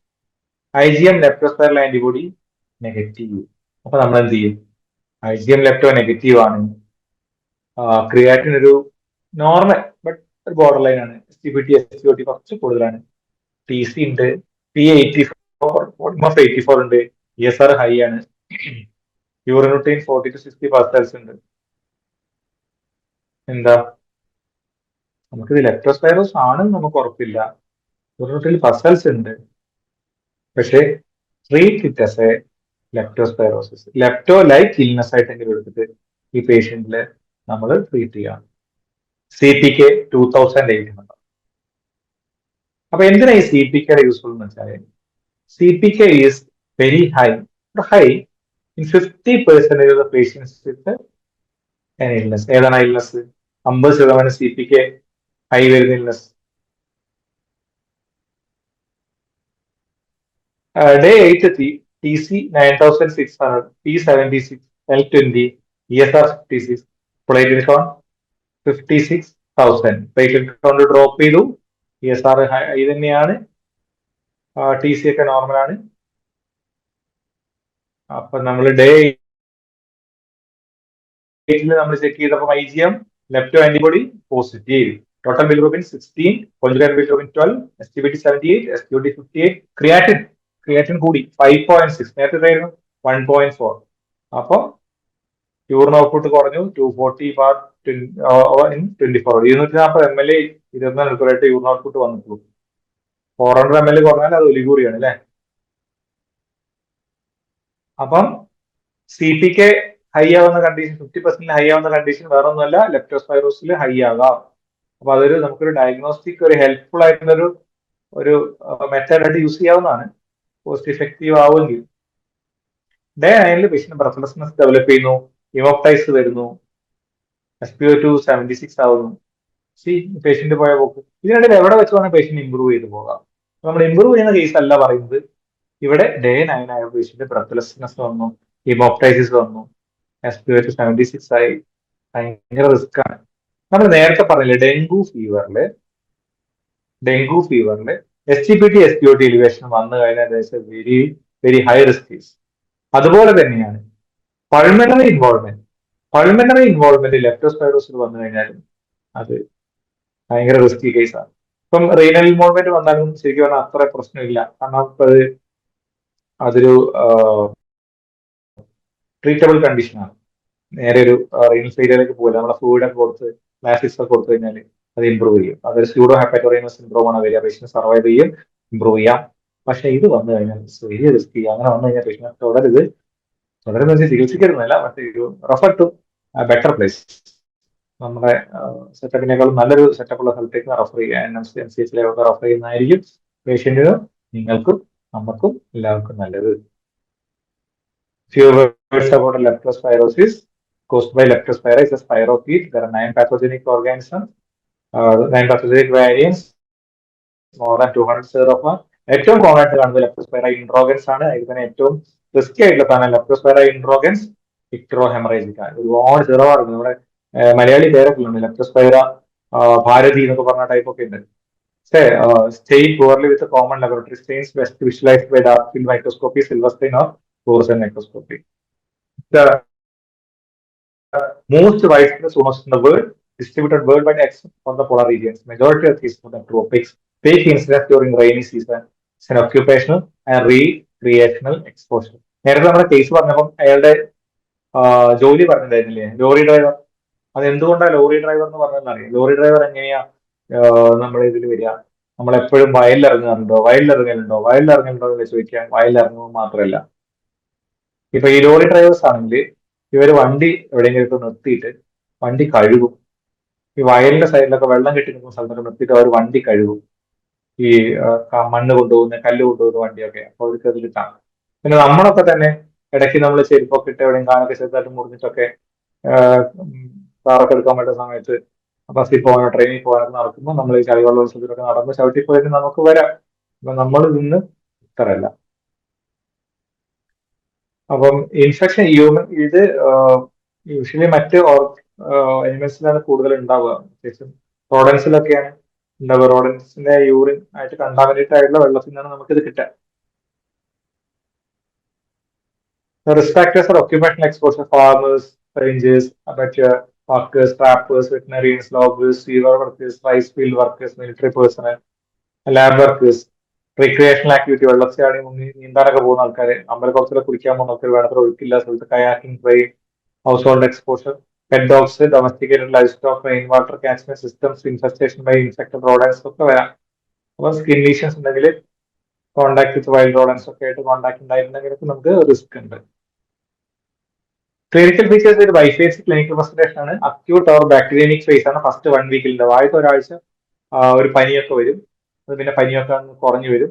പിന്നെയാണ് ഒരു 7 days ഒക്കെ ആകുമ്പോഴാണ് നമുക്ക് ഇക്രിക് ഫേസ് വരും. ആദ്യത്തെ ഫേസ് ആണ് അനിക്രിക് ലെപ്റ്റോസ്പൈറോസ് ആണ്. ഒരു കൺജങ്ടൈവൽ ഹാൽഫ്യൂഷൻ ഒക്കെ വന്ന് ഒരു ഡോക്സ് ഒക്കെ കിട്ടി പേഷ്യന് കിട്ടിയിട്ടുണ്ടെങ്കിൽ അതങ്ങ് മാറിപ്പോകും. പിന്നെയാണ് ഇക്രിക് ലെപ്റ്റോസ്പൈറോസ് വരിക. ഒരു 15%, മാക്സിമം 15% പേഷ്യൻസിൽ മാത്രമേ അത് വരുള്ളൂ. പേഷ്യൻസിന് ജോണ്ടിസ് ഉണ്ടാവും, proteinuria, haematuria, oliguria, anuria, for haemorrhage, myocarditis. അപ്പൊ ലെപ്റ്റോസ്പൈറോസ് ആയിട്ട് പേഷ്യന്റ് വന്നു കഴിഞ്ഞാലും ഡെങ്കു ആയിട്ടൊരു പേഷ്യന്റ് വന്നു കഴിഞ്ഞാലും ടേക്ക് ഇ സി ജി. അത് മയോകാർഡൈറ്റിസ് പിന്നെ വന്നു കഴിഞ്ഞാൽ ഈ നേരത്തെ വന്ന ഇ സി ജി കൊണ്ട് കാര്യമൊന്നുമില്ല. പക്ഷെ patient something happens to the patient, if you didn't take E C G you will be in great trouble. Myocarditis ഒക്കെ വന്നു കഴിഞ്ഞാൽ complications, patient can go for renal failure, uveitis, hemorrhage, ARDS, myocarditis, or abdominalitis. WBC very high ആയിരിക്കില്ല. Usually അത് around 10,000 ആയിരിക്കും. മിക്ക കേസിലും less than 10,000 ആയിരിക്കും. അപ്പൊ നമ്മൾ നോക്കേണ്ടത് പോളിമോർഫ് എത്ര ഉണ്ടെന്ന്. പോളിമോർഫ് യൂഷ്വലി ഒരു മോർ ദാൻ 70% ഉണ്ടാവും. ന്യൂട്രോഫിൽ ഇല്ലേ, ഒരു 70% കൂടുതൽ ഉണ്ടാവും. യൂഷ്വലി 90, 84, 85 ഒക്കെയാണ് സാധാരണ കാണാറുള്ളത്. യൂറിൻ അനാലിസിസിൽ പ്രോട്ടീനൂറിയ ഉണ്ടാവും, വയൂറിയ, ഗ്രാനുലാർ കാസ്റ്റ്, മൈക്രോസ്കോപ്പിക് ഹെമാറ്റൂറിയ ഉണ്ടാവും. സി പി കെ നേരത്തെ പറഞ്ഞ പോലെ 50% ആൾക്കാരിൽ പോസിറ്റീവ് ആയിരിക്കും. ഈ ട്രാൻസാമൈറ്റിസ് ഉണ്ടാവും. STPT, SPOT കൂടി യൂഷ്വലി 20,000 ആയിരിക്കും. ഇൻക്രീസ് ബിലിറൂബിൻ ലെവല്, ഇക്രിക് ലെപ്റ്റോസ്പൈറോസിസ് ഉണ്ടാവും. ഹൈപ്പോനാട്രീമിയ common in severe leptospirosis. Diagnose early ഫേസിൽ നമുക്ക് ഡയഗ്നോസ് ചെയ്യാൻ ബ്ലഡ് കൾച്ചറും CSF സ്പെസിമെനെ കൾച്ചർ ചെയ്താൽ നമുക്ക് കിട്ടും. IgM പോസിറ്റീവ് ആവണമെങ്കിൽ ഒരു 10 days ഒക്കെ എടുക്കും. 7 days എന്തായാലും എടുക്കും. 10 days കഴിഞ്ഞാൽ നമുക്ക് കൺഫർമേറ്റ് ആയിട്ട് നെഗറ്റീവ് എന്ന് പറയാൻ പറ്റുള്ളൂ. നല്ല ലാബിലായിരിക്കണം, എലൈസ ചെയ്ത് നോക്കണം. പിന്നെ ഗോൾഡ് സ്റ്റാൻഡേർഡ് ടെസ്റ്റ് മാച്ച് ആണ്, മൈക്രോസ്കോപ്പി അക്ലൂട്ടിനേഷൻ ടെസ്റ്റ് ആണ്. അപ്പൊ നമ്മുടെ ഒരു സിനാരിയോയിൽ നമുക്ക് ബ്ലഡ് കൾച്ചർ വിടാം. നമ്മൾ മെയിൻലി സസ്പെക്ട് ചെയ്യുന്ന പേഷ്യന്റ് ആണെങ്കിൽ CSF സ്പെസിമെൻ എടുക്കുമ്പോൾ CSF കൾച്ചർ വിടാം. പിന്നെ ഇപ്പൊ 10 ദിവസം അല്ലെങ്കിൽ 7 ദിവസം കഴിഞ്ഞ് കഴിഞ്ഞാൽ നമുക്ക് IgM ലെപ്റ്റോസ്പൈറൽ ആന്റിബോഡി എലൈസ വിടാം. But don't treat the investigation, treat the patient. If the patient is having symptoms of leptospirosis, treat it as leptospirosis. ഇത് അതിന്റെ ഒരു പിക്ചറാണ്. നമ്മളിപ്പോ പറഞ്ഞ കാര്യങ്ങളൊക്കെ തന്നെയാണ്, അതൊന്ന് പിക്ചർ ചെയ്ത് കാണിച്ചു. Treatment, antibiotic therapy. The best drug is always penicillin. Nowadays, people are very direct to give penicillin because of some anaphylactic reaction that happened in MCH. MCH people stopped giving penicillin and we also stopped because if something happens with the penicillin, അവര് അവിടെ നിന്ന് ഞങ്ങൾ penicillin കൊടുക്കാറില്ല എന്നൊക്കെ പറഞ്ഞു കഴിഞ്ഞാൽ നമ്മൾ പെടും. അതുകൊണ്ട് നമ്മളിപ്പോ സബ്ട്രാക്ഷൻ തന്നെയാണ് കൊടുക്കുന്നത്. Ceftriaxone 1 gram IV BD OD OD മതി, കാരണം ഇത് is a very friable organism. OD for 7 days. നമ്മുടെ ഒരു OP ബേസിലൊക്കെ വരികയാണെങ്കിൽ നമ്മൾ ഡോക്സിസൈക്ലിൻ കൊടുക്കാം, ഒരു 7 days കൊടുത്താൽ മതി. പ്രിവെൻഷന് വേണ്ടിയാണെങ്കിൽ 200 milligram once in a week ആയിട്ട് നമുക്ക് കൊടുക്കാം. ഇതിന് അവൈലബിൾ വാക്സിൻ ഇല്ല. ഡോക്സിസൈക്ലിൻ പ്രൊഫൈലാക്സ് നമ്മുടെ ചേച്ചിമാരല്ലേ, നമ്മുടെ കുടുംബശ്രീ വർക്കേഴ്സ് ഒക്കെ, ചളിവെള്ളത്തിൽ ഇറങ്ങുന്നവർക്ക്, ആശാ വർക്കേഴ്സ്, ഈ ചളിയിലും വെള്ളത്തിലൊക്കെ ഇറങ്ങുന്ന ആൾക്കാർ, പിന്നെ ഈ പാഡി ഫീൽഡ് വർക്കേഴ്സ്, ഇവർക്കൊക്കെ നമുക്ക് ഡോക്സിസൈക്ലിൻ ഒരു പ്രിവെന്റീവ് മെഷർ കൊടുക്കണം. പിന്നെ മിലിറ്ററിക്കാർ കഴിക്കാറുണ്ട്, വെറ്റിനറീസ് കഴിക്കാറുണ്ട്. And a few words about the scrub typhus. Scrub typhus ഇവിടെ പറയാൻ കാരണം എന്താണെന്ന് വെച്ചാൽ, സ്ക്രബ് ടൈഫസ് ഒരു ക്ലോസ് മിമിക്കിംഗ് സാധനമാണ് ഈ ലെഫ്റ്റുമായിട്ട്. പലപ്പോഴും നമ്മൾ മിസ് ചെയ്തു ഡെത്തായി പോകും. അതാണ് അതിന്റെ പ്രശ്നം. It's caused by Orientia tsutsugamushi എന്നാണ് ഓർഗാനിസത്തിന്റെ പേര്. അതൊരു കൊക്കോബാസിലെയാണ്, gram negative coccobacilli. Scrub vegetation between the forest and the town city. Actually ഈ കാടിലൊക്കെ പോയിരുന്നു കഴിഞ്ഞാൽ, നമ്മൾ ടൂറൊക്കെ പോയി കഴിഞ്ഞാൽ ഈ കാട് വെട്ടിത്തെളിക്കാൻ പോകുന്ന ആൾക്കാരുണ്ട്. ഇവർക്കൊക്കെയാണ് ഇത് മെയിനായിട്ട് കിട്ടുക. ഇതിലൊരു മൈറ്റ് കടിച്ചു കഴിഞ്ഞാൽ ആ മൈറ്റിന്റെ കടിക്കുന്നതിലൂടെയാണ് നമ്മുടെ ബോഡിയിൽ ഇത് കയറുന്നത്. Once it enters the body, it reaches the regional lymph node, multiplies from the lymphatics, reaches all over the body, it reaches the endothelium of the blood vessels and multiplies there. It can cause moles, pneumonitis, ARDS, apoptic meningitis, transaminitis, and flank jaundice. അപ്പൊ എഷ്കാർ കാണും, പക്ഷെ എഷ്കാർ ഒരു 50% ആൾക്കാർക്ക് മാത്രമേ എഷ്കാർ കാണുള്ളൂ. അപ്പൊ എഷ്കാർ കണ്ടിട്ടേ scrub typhus diagnose ചെയ്യുന്ന നമ്മൾ വിചാരിച്ചിരുന്നെങ്കിൽ നമ്മളവിടെ ഇരിക്കത്തേ ഉള്ളൂ. അതുകൊണ്ട് എഷ്കാറിന് വേണ്ടി ഒന്നും കാത്തിരിക്കരുത്. സിംറ്റമാറ്റോളജി വെച്ചിട്ടും ക്ലിനിക്കൽ ഹിസ്റ്ററി വെച്ചിട്ടും ഒക്കെ സ്ക്രബാണ് തോന്നുന്നുണ്ടെങ്കിൽ ഡോക്സ് കൊടുക്കുക. നമ്മൾ അല്ലെങ്കിൽ നമ്മൾ ലെപ്റ്റോസ്പൈറോസിൻ ഡോക്സ് കൊടുക്കുന്നുണ്ട്. ഒരുപാട് പേഷ്യൻസ് നമ്മൾ രക്ഷപ്പെട്ടു പോകുന്നുണ്ടാവും എന്ന് ഞാൻ കരുതുന്നു. ഡോക്സി കൊടുക്കാൻ പറ്റുന്ന ആൾക്കാരിൽ വി ക്യാൻ ഗിവ് അസിത്രോമൈസിൻ. ഇതാണ് സുസുഗാംസിക് ആയത്. പാകിസ്ഥാൻ, അഫ്ഗാനിസ്ഥാൻ ഒക്കെ ഉൾപ്പെടുന്ന ട്രയാങ്കിളാണ്. നമ്മൾ നേരത്തെ പറഞ്ഞ കാര്യം സെക്ടർ, ഈ മൈറ്റ് നമ്മളെ കടിച്ചു കഴിഞ്ഞാൽ അത് എനിക്കാണ് പകരം. ഇത് എഷ്കാറിന്റെ ഫോട്ടോ ആണ്. പിന്നെ നമ്മളിപ്പോ അവസാനത്തിലേക്ക് വരികയാണ്. H1N1. H1N1 ഇപ്പൊ ഒരുപാടുണ്ട്. അത് നമ്മൾ ഒരുപാട് പഠിച്ചതും കേട്ടതും പറഞ്ഞതും ഒക്കെയാണ്. കാറ്റഗറി എ എന്ന് പറഞ്ഞാൽ ഇൻഫ്ലുവൻസ ലൈക്ക് ഇൽനെസ് ആണ്. അതിന് വലിയ ട്രീറ്റ്മെന്റിന്റെ ഒന്നും ആവശ്യമില്ല, നമുക്ക് കൺസർവേറ്റീവ് ആയിട്ട് ട്രീറ്റ് ചെയ്താൽ മതി. പിന്നെ B1 തൊട്ട് താഴോട്ടുള്ളതിന് നമ്മൾ ഫ്ലൂവർ കൊടുക്കണം, അസൽട്ടാമോർ കൊടുക്കണം. B1 എന്ന് പറഞ്ഞാൽ severe throat, high grade fever, severe prostrations, severe ആണെന്ന് നമുക്ക് തോന്നുകയാണെങ്കിൽ നമുക്ക് B1 ക്ലാസിഫിക്കേഷനിൽ പെടുത്തിയിട്ട് നമുക്ക് ഫ്ലൂവർ കൊടുക്കാം. B2 എന്ന് പറഞ്ഞാൽ അതർ കോമോർബിഡിറ്റീസ് ഉണ്ട്, like illness with other comorbidities. Patient is having pregnant ladies, postnatal period, old age patients, age more than 65. പിന്നെ ഈ ക്യാൻസർ ഉള്ള പേഷ്യൻസ്, CKD ഉള്ള പേഷ്യൻസ്, CLD ഉള്ള പേഷ്യൻസ് ഒക്കെ B2 വരും. അവർക്ക് നമുക്ക് ഇയോസെൽട്ടാമോർ കൊടുക്കണം. കാറ്റഗറി സി എന്ന് പറഞ്ഞാൽ ഡിസ്നിയ, ചെസ്റ്റ് പെയിൻ, ഹൗസ്ഫുൾനെസ്, ഹൈപ്പോടെൻഷൻ, ഹിമോപ്റ്റൈസ്, സൈനോസിസ് കൊടുത്താൽ മാത്രം പോലെ പേഷ്യന്റ് എഫക്ട് ചെയ്തിട്ട് ട്രീറ്റ് ചെയ്യണം. ഒസെൽട്ടാമോറിന്റെ ഡോസ് 15 കിലോ കുറവുള്ള കുട്ടിയാണെങ്കിൽ 30 milligram BD, 15 to 23 kilogram 45 milligram BD, 24 to 40 kilogram 60 milligram BD, more than 40 milligram, more than 75 milligram BD ആണ് ഡോസ്.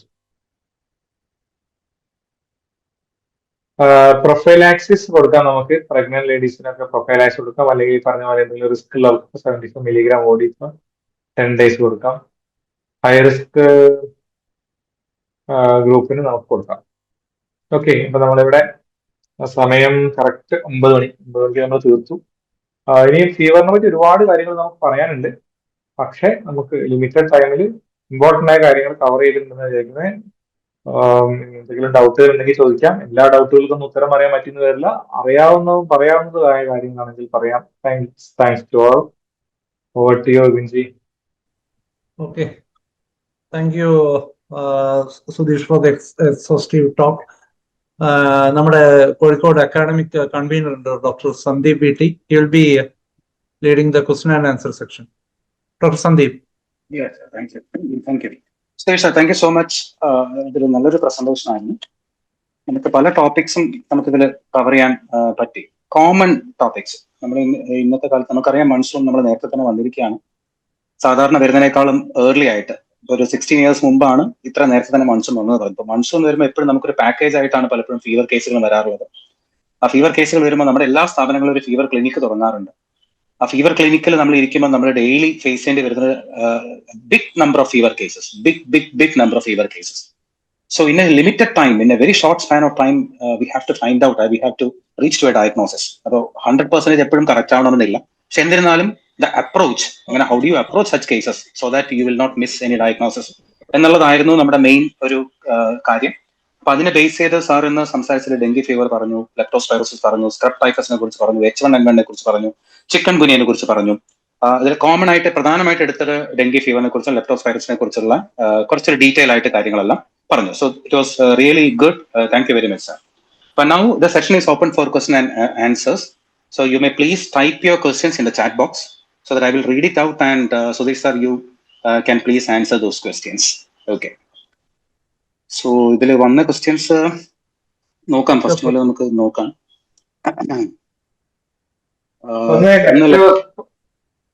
ലെപ്റ്റോ പ്രൊഫൈലാക്സ് ആണ് ഒന്ന് ചോദിച്ചിരിക്കുന്ന ഒരു കാര്യം. ലെപ്റ്റോ പ്രൊഫൈലാക്സ് നമ്മൾ പറഞ്ഞു തോന്നുന്നു, അതിന് മുമ്പായിരിക്കും അത് ചോദിച്ചിട്ടുണ്ടാവും തോന്നുന്നു അല്ലെ?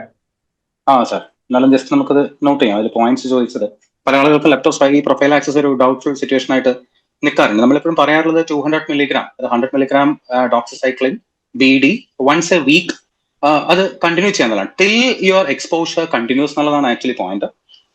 പക്ഷെ അതിൽ ഇപ്പൊ നമ്മൾ പറയുന്നത് there is no point in giving more than 6 weeks എന്നുള്ള ഒരു ഡിസ്കഷനും നടന്നു വരുന്നുണ്ട്. അപ്പൊ എന്തായാലും നമുക്ക് prophylaxis is definitely 100 milligram BD, അതായത് 200 milligram once a week, and that has to be continue till you get expose എന്നുള്ളതാണ് കിട്ടുന്നത്. സാറിന് എന്തെങ്കിലും അപ്ഡേറ്റ്സ് ഉണ്ടെങ്കിൽ അതിനെ കുറിച്ച് സാറിന് പറയാം. അല്ല, അതില് നമുക്ക് ഇപ്പൊ ഒരാൾ ഇപ്പം ഒരു വയലിലേക്കോ അല്ലെങ്കിൽ ഒരു കാര്യത്തിലേക്കോ ഇറങ്ങാൻ പോകുന്ന ഒരു പേഷ്യന്റ് ഉണ്ടെങ്കിൽ നമ്മൾ ഇറങ്ങുന്ന ദിവസം കഴിക്കുന്നതിനേക്കാളും എന്തുകൊണ്ടും നല്ലത് അതിന്റെ തലേ ദിവസവും അതിന്റെ മുൻപത്തെ ദിവസവും അത് കഴിക്കുന്നതാണ്, especially doxycycline.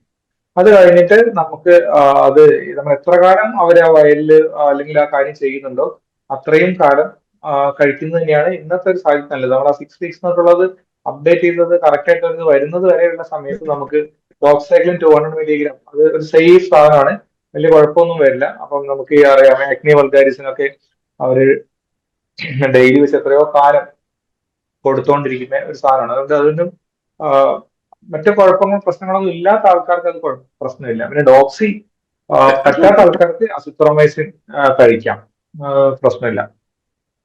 Leptospirosis prophylaxis in പ്രഗ്നൻസിയിൽ അസിത്രോമൈസിൻ സേഫ് ആണ്, അസിത്രോമൈസിൻ കഴിക്കാവുന്നതാണ്. നെക്സ്റ്റ് ക്വസ്റ്റ്യൻ വന്നത് ലെപ്റ്റോസ്പൈറോസിസ് ഇൻ ചിൽഡ്രൻ ട്രീറ്റ്മെന്റ് ആണ് ചോദിച്ചിരുന്നത്. ചിൽഡ്രനിൽ നമുക്ക് ബെസ്റ്റ്, നമുക്ക് always penicillin is the best line of treatment. Penicillin കൊടുക്കുന്നതാണ് നല്ലത്, CP കൊടുക്കുന്നതാണ് ബെസ്റ്റ്. ഇനി അപ്പൊ അതല്ല, ഡോക്സി നമ്മൾ കൊടുക്കാറില്ല. ഡോക്സി കൊടുത്തിട്ടുണ്ട്, ഞാൻ കണ്ടിട്ടുണ്ട് MCSലൊക്കെ, IMCSലൊക്കെ ഡോക്സി കൊടുത്തത് കണ്ടിട്ടുണ്ട്. പക്ഷേ നമുക്ക് azithromycin will be the better choice. Penicillin ചിൽഡ്രനിൽ പെൻസിലിന് കൊടുക്കാം, അല്ലെങ്കിൽ നമുക്ക് അസിത്രോമൈസിനും കൊടുക്കാം. ഓക്കെ. നെക്സ്റ്റ് ക്വസ്റ്റ്യൻ കണ്ടത് how long a patient has to be kept in a mosquito net for dengue fever. നമുക്ക് വൈറേനിയ ഉണ്ടാകുന്ന ഫേസിലാണ് നമ്മൾ ഡെങ്കു ഫീവറിൽ നമ്മൾ പറഞ്ഞത് 7 days എന്തായാലും കിടക്കണം. നമ്മൾ ചില സ്റ്റഡീസിൽ up to 12 days patient can have virus blood എന്ന് കണ്ടില്ല. നമുക്ക് 12 ദിവസം വേണമെങ്കിൽ കിടത്താം, പക്ഷേ 7 days എന്തായാലും മൊസ്കിനോട്ട് കിടത്താൻ. അത് മൊസ്കിനോട്ടിൽ കിടത്താൻ നമ്മളെക്കാൾ പോകുന്ന പേഷ്യന്റ് മൊസ്കിനോട്ട് തന്നെയാണെന്നുള്ള ഉറപ്പ് വരുന്നത്. രാത്രി മുഴുവൻ കിടന്നിട്ട് പകരം പുറത്തിറങ്ങിയിരിക്കുക, പുറത്ത് കാല് തൂക്കിയിട്ടിരിക്കുക, ഇങ്ങനത്തെ പരിപാടികളൊന്നും പേഷ്യന്റ് ചെയ്യുന്നില്ല എന്ന് ഉറപ്പ് വരുത്തുന്നതാണ് most important thing. Next question sir, oseltamivir dose like please. എനിക്ക് തോന്നുന്നത് ഡോസിന്റെ ഈ പ്രസന്റേഷൻ നമുക്ക് എന്തായാലും കിട്ടുണ്ടാവും, അയച്ചു തരും. അപ്പൊ അതിലുണ്ടാവും സാറിന്റെ ഡോസിന്റെ സ്ലൈഡ് അതിലുണ്ട്, അത് ഡീറ്റെയിൽ ആയിട്ടുണ്ട്. Once we send the presentation definitely it will be there. Okay, sir. അടുത്ത question, do we need to report all fever with the maculopapular rash in all age groups? Fever with rash, should we report this or not? എന്നുള്ളതാണ് question.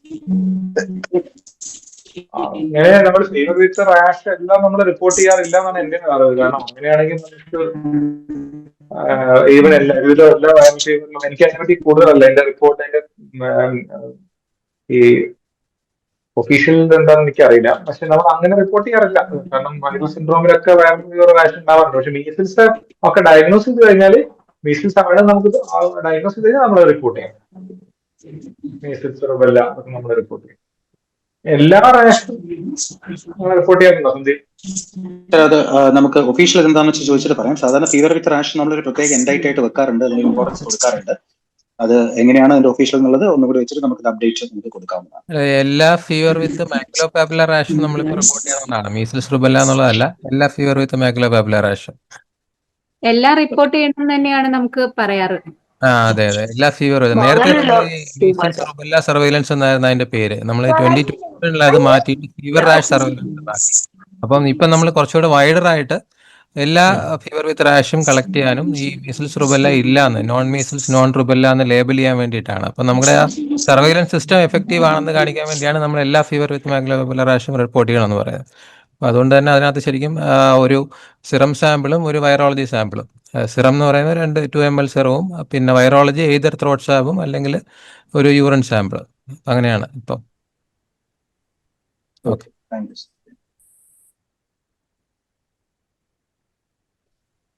അടുത്ത question വന്നിട്ട് PCR test use for early diagnosis of lepto എന്നാണ്.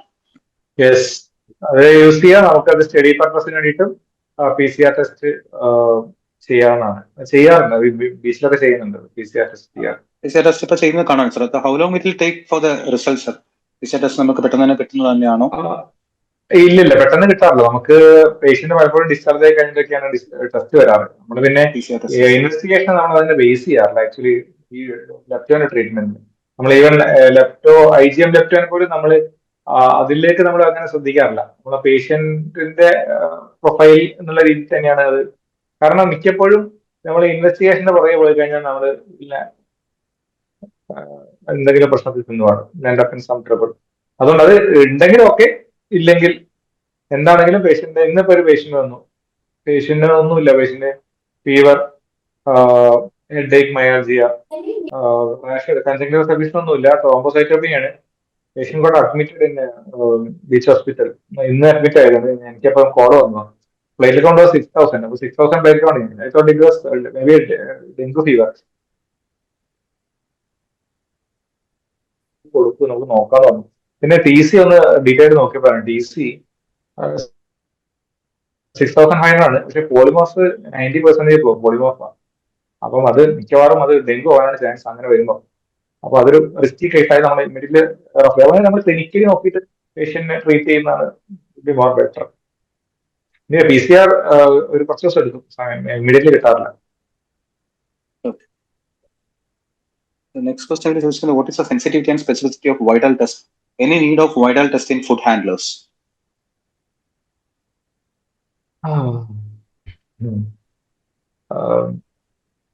Sensitivity specificity എനിക്ക് ഓർമ്മയില്ല, correct value പറയാൻ എനിക്ക് ഓർമ്മയില്ല. But ഒരു കാര്യം പറയാം, വൈഡാൽ ടെസ്റ്റ് പോസിറ്റീവ് ആണെങ്കിൽ 10 days കഴിയണം. 10 days കഴിഞ്ഞാൽ കഴിയണമെന്നല്ല, 10 days കഴിഞ്ഞിട്ട് നെഗറ്റീവ് ആണെങ്കിൽ മാത്രമേ നമ്മൾ എന്ന് പറയുമ്പോൾ ആ പോസിറ്റീവ് ടെസ്റ്റ് ഫൈറ്റർ ഇൻക്രീസ് ചെയ്യണം, 4-fold റൈസ് വരണം. എങ്കിൽ മാത്രമേ നമുക്കത് ടൈഫോയിഡ് എന്ന് പറയും. ഒരു പേഷ്യന്റ് നമ്മൾ ചെക്ക് ചെയ്തു, ഒരു 2 day ഫീവർ പേഷ്യന്റ് പ്രസന്റ് എടുത്ത, ഒരു 4 days ഫീവർ, നമ്മൾ വൈഡാൽ നോക്കുന്നു, 1/160 കിട്ടി, 4 ദിവസത്തെ പനിയാണ്. ആ പനി നമുക്ക് ഈ ടെസ്റ്റ് വെച്ചിട്ട് നമുക്ക് ടൈഫോയിഡ് ആണെന്ന് പറയാൻ പറ്റില്ല. അപ്പം നമ്മൾ അടുത്ത ചെയ്ത് നോക്കി, അത് വീണ്ടും 4-fold കൂടി, ഓക്കെ നമുക്ക് അതാകാം എന്ന് പറയാം.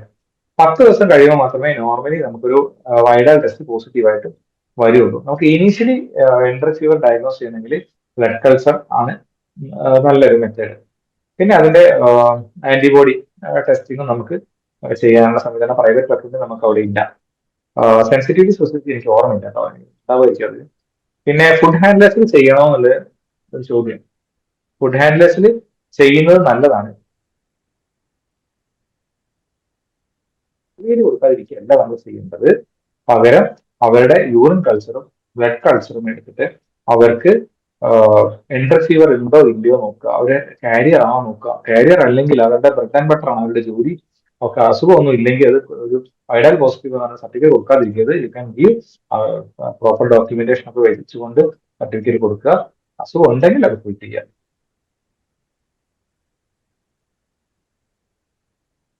Next question is leptoprophylaxis in children. നമുക്ക് അസിത്രോമൈസിൻ കൊടുക്കാം.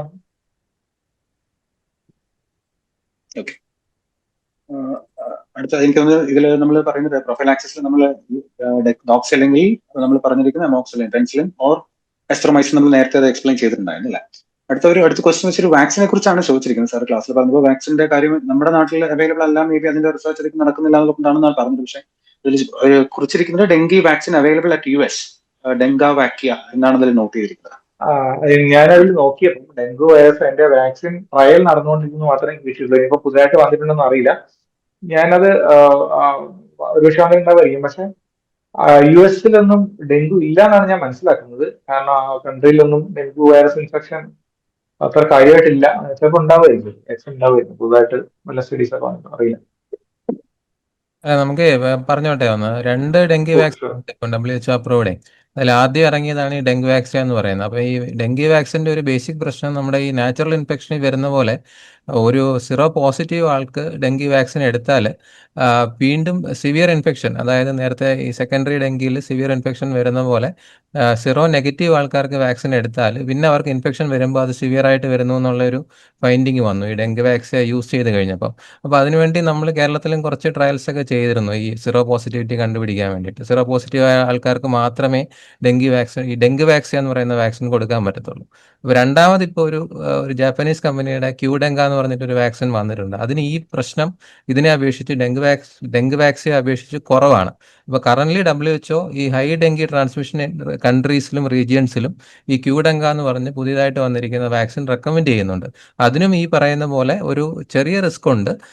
അതിനകത്ത് ഈ പറഞ്ഞ പോലെ 4 സിറോ ടൈപ്പിൽ 1ഉം 2ഉം മാത്രമാണ് അതിന് നല്ല കവറേജ് ഉള്ളത്, അല്ലെങ്കിൽ നല്ല പ്രൊട്ടക്ഷൻ തരുന്നത്. 3ഉം 4നും ഈ പറഞ്ഞ പോലെ ഒരു സെക്കൻഡറി ഡെങ്കി സിവിയർ ഇൻഫെക്ഷനൊക്കെ ഉള്ള പോസിബിലിറ്റി ഉണ്ട്. അപ്പോൾ currently above 6 years high dengue transmission ഏരിയാസിൽ WHO റെക്കമെൻഡ് ചെയ്യുന്നുണ്ട്. ഇപ്പം നമ്മുടെ ഈ സൗത്ത് ഈസ്റ്റ് ഏഷ്യൻ കൺട്രീസിലെല്ലാം യൂസ് ചെയ്യുന്നുണ്ട്. നമ്മുടെ മലേഷ്യ, തായ്ലൻഡ്, സിംഗപ്പൂർ അങ്ങനെയുള്ള സ്ഥലങ്ങളിലെല്ലാം ഇത് അവൈലബിൾ ആണ്. ഇന്ത്യയിൽ ഇതുവരെ അപ്രൂവ് ചെയ്തിട്ടില്ല. പ്രോബബ്ലി ഒരു 1 ഇയറിനകത്ത് ഈ യൂസ് വരുമെന്നാണ് പ്രതീക്ഷിക്കുന്നത്. Okay. Okay, thank you. Significance of dengue card IgG alone positive. IgG മാത്രം പോസിറ്റീവ് ആവുകയാണെങ്കിൽ ആ പേഷ്യന്റിന് ഇപ്പോൾ ഉള്ള ഇൻഫെക്ഷൻ NS1 ആന്റിജനും നെഗറ്റീവ് ആണ്, IgM ഡെങ്കു നെഗറ്റീവ് ആണ്. IgG മാത്രമാണ് പോസിറ്റീവ് എങ്കിൽ അതൊരു പ്രീവിയസ് ഇൻഫെക്ഷൻ ഒരു ഇമ്മ്യൂണിറ്റി കാണിക്കുന്നതാണ്. അല്ലാണ്ട് അത് ഇപ്പോൾ ഒരു ഇൻഫെക്ഷൻ നമുക്ക് പറയാൻ പറ്റും. എപ്പോൾ മുതലാണ് IgG പോസിറ്റിവിറ്റി നമുക്ക് കാണാൻ പറ്റുന്നുണ്ടാവുക? സാധാരണ 10 or 15 days or 30 days? അതിന് 1 month after 3 weeks to 1 month കഴിഞ്ഞിട്ടാണ് അതിന്റെ IgG ഗ്രാഫിൽ അത് കൊണ്ടുവരുന്നത്. Next question, relevant question. The empirical treatment with doxycycline is needed after clinical diagnosis of lepto without depending on lab result. Question ആണോ അതൊരു statement ആയിട്ടാണോ എന്നുള്ളതാണ്. എങ്ങനെയാണ് സാർ അത് എന്ത് കാണുന്നത്? So what is the rationale behind giving doxycycline as an empirical treatment? Fever നമുക്ക് fever myalgia, നമുക്കിപ്പോ ഒരു ക്ലിയർ കേസ്, ഇപ്പോൾ ഫീവർ വരുന്നു, ആ പേഷ്യന്റ് നല്ല റണ്ണിങ് നോസ് ഉണ്ട്, നല്ല ചുമയുണ്ട്, മൂക്കൊലിപ്പുണ്ട്, തൊണ്ടവേദനയുണ്ട്, അതറിയാം അപ്പർ റെസ്പിറേറ്ററി ട്രാക്ട് ഇൻഫെക്ഷൻ. ആ പേഷ്യൻസിന് നമ്മൾ ഡോക്സി കൊടുക്കണമെന്നില്ല. പക്ഷെ ഒരു നല്ലൊരു ഫീവർ വരുന്നു, മയാൾജി ഉണ്ട്, ഹെഡ് ഏക്ക് ഉണ്ട്, can be viral fever, can be a dengue fever, can be some other fever. ഇവര് കൊടുക്കുകയാണെങ്കിൽ give doxycycline, that will save the patient if it's leptospirosis. ഇത് നമ്മൾ ഒരു 7 കൊല്ലം മുമ്പ് ഒരു ഫീവറിന്റെ ഒരു മീറ്റിംഗിൽ പോയിട്ട് ഞാൻ ഈ കാര്യം സജസ്റ്റ് ചെയ്ത സമയത്ത് അന്ന് അവിടെ ഉണ്ടായിരുന്ന അത് നടത്തിയ ആളുകൾ എന്നെ തല്ലിയില്ലാന്നേ ഉള്ളൂ. അത്രയ്ക്ക് ഞാൻ ചീത്ത വിളിച്ചതാണ്. പക്ഷെ അത് കഴിഞ്ഞതിന് ശേഷം ഒരു 3 വർഷത്തിന് ശേഷം ഈ സാധനം ഇംപ്ലിമെന്റഡ് ആയി. ഇനി patient suspecting some sort of ഒരു ഡോക്സൈക്ലിൻ കൊടുക്കുന്നതുകൊണ്ട് വേറെ ഇഷ്യൂസ് ഒന്നും ഉണ്ടാവില്ല. Okay. So next is dengue vaccine. Adine already paranu. Please share the video. A typical presentation is seen in lepto. So history taking of high risk exposure is important for diagnosis. Okay, and importance Yes, for dengue positive case who is allergic to paracetamol. Is there any alternative except tepid sponging? നമുക്ക് better not to give NSAID ആണ്. പക്ഷെ നിങ്ങൾക്ക് കൊടുക്കാവുന്ന ഡ്രഗുകളിൽ പറയുന്ന ലിസ്റ്റിൽ പറയുന്ന ഒരു സാധനം ഐബുപ്രൂഫൻ ആണ് കേട്ടോ. ഐബുപ്രൂഫൻ പറയുന്നുണ്ട്. ഐബുപ്രൂഫൻ കൊടുക്കാവുന്നതായിട്ട് ചില ഇതിൽ പറയുന്നുണ്ട്. ആസ്പിരിൻ കൊടുക്കരുത്. ആസ്പിരിൻ ഒരു കാരണവശാലും കൊടുക്കരുത്. കൊടുക്കാൻ പറ്റുമോ? എങ്ങനെയാ മെഫ്റ്റാലി കൊടുക്കാൻ പറ്റുമോ? മെഫ്റ്റാലി അത് പറയുന്നില്ല. മെഫ്റ്റാലി പറയുന്നില്ല. കൊടുക്കാവുന്നതായിട്ട് ബ്ലീഡിംഗ് ടെൻഡൻസി കൂട്ടാം, ഗ്യാസ്ട്രൈറ്റിസ് ഉണ്ടാക്കാം. പക്ഷെ ഇബുപ്രൂഫൻ ആണ് ഇതിൽ പറയുന്നത്. നിമിസ്റ്ററോയിഡ് കൊടുക്കരുത് ഞാൻ വായിച്ചതിൽ പ്രത്യേകം പറഞ്ഞിട്ടുണ്ട്. Okay, sir. Next pulse pressure is important in dengue. So what is the importance of pulse pressure? The importance of taking BP every hour. So what is the importance of pulse pressure? Pulse പ്രഷറിന്റെ importance, pulse pressure is perfusing pressure അല്ലേ? അതല്ലേ pulse pressure എന്ന് പറഞ്ഞാൽ? It's a perfusing pressure. അപ്പൊ നമ്മുടെ ബോഡിയിലേക്ക് ഉള്ള perfusion എത്ര perfect ആയിട്ട് നടക്കുന്നു എന്നുള്ളത് നമുക്ക് പൾസ് പ്രഷർ എന്ന് നമുക്ക് മനസ്സിലാക്കാം. അതാണ് പൾസ് പ്രഷറിന്റെ importance. Systolic B P is very important in dengue. കാരണം സിസ്റ്റോളിക് ബി പി ആണല്ലോ നമുക്ക് ഫസ്റ്റ് താഴ്ന്നതിന് നമുക്ക് ഈസിലി ഡിറ്റക്ട് ചെയ്യാൻ പറ്റുക. അപ്പം hypotension. And also there is something like narrowing of pulse pressure. Like there is also a negative sign. Systolic and diastolic pressure the difference കുറഞ്ഞു വരുന്നത് dengue negative sign ആയിട്ട് നമ്മൾ എപ്പോഴും പറയാറുണ്ട്. So pulse pressure is very much important. Yes. Sir, അടുത്ത question ആണ് in lepto-like illness is it necessary to test scrub typhus? നമുക്ക് patient clinically improve ചെയ്ത് വരികയാണെങ്കിൽ നമ്മൾ ലെപ്റ്റോസ്പൈറോസിസ് ആണെന്ന് ഡയഗ്നോസ് ആണെങ്കിൽ നമുക്ക് ടെസ്റ്റ് ചെയ്യണ്ട. പക്ഷെ ലെപ്റ്റോസ്പൈറോസിന് ഡയഗ്നോസ് ആയിട്ടില്ല എന്നുണ്ടെങ്കിൽ നമുക്ക് സ്ക്രബ് ടൈഫസ് ടെസ്റ്റ് ചെയ്യുന്നതിൽ തെറ്റൊന്നുമില്ല. പക്ഷെ ടെസ്റ്റ് ചെയ്തിട്ടില്ലെങ്കിലും ആ പേഷ്യന്റ് നമ്മൾ ഡോക്സൈക്ലിൻ കൊടുക്കുകയാണെങ്കിൽ പേഷ്യന്റ് ഇംപ്രൂവ് ചെയ്യും. അപ്പം നമുക്ക് എല്ലാ സെറ്റിങ്സിലും എല്ലാ സെറ്റപ്പിലും നമുക്ക് ഈ ടെസ്റ്റിംഗ് എല്ലാം അവൈലബിൾ ആയിക്കോണമെന്നില്ല. അപ്പൊ നമുക്ക് ടെസ്റ്റ് ചെയ്തില്ല എന്ന് വെച്ചാൽ വലിയ കുറ്റമൊന്നുമില്ല. പക്ഷേ if something happens to that patient, നിങ്ങൾ ടെസ്റ്റ് ചെയ്തില്ല, നിങ്ങളൊരു നമുക്കറിയാലോ കോഴിക്കോട്ടിലെ ഒരു പ്രൈവറ്റ് ഹോസ്പിറ്റലിൽ ഒരു പേഷ്യന്റ് അഡ്മിറ്റ്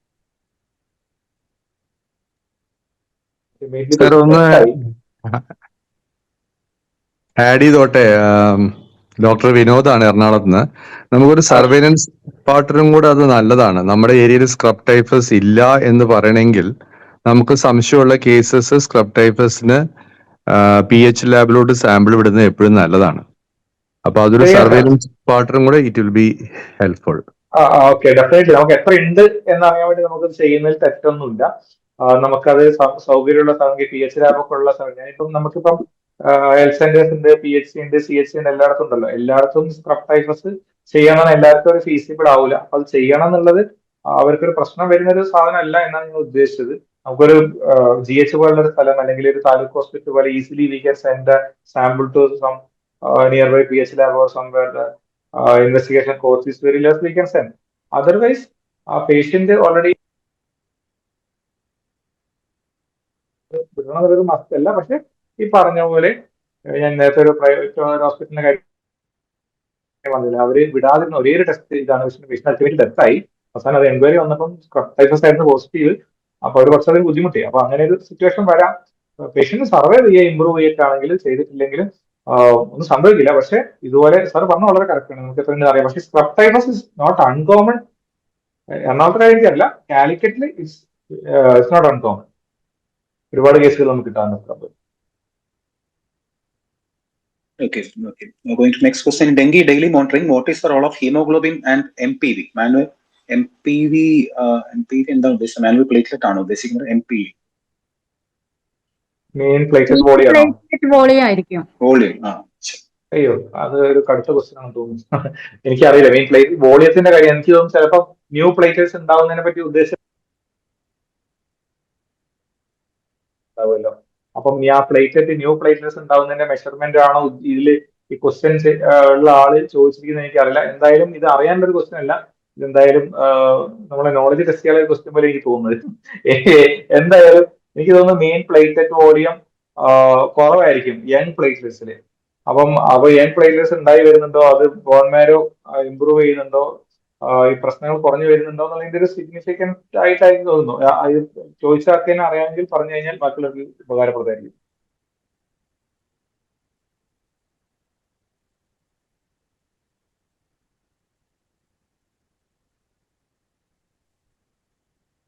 അത് പണ്ടൊരു ക്ലാസ്സിൽ കേട്ടിരുന്നു. മീൻ ഇപ്പൊ പറഞ്ഞ ആൻസർ കറക്റ്റ് ആണ്.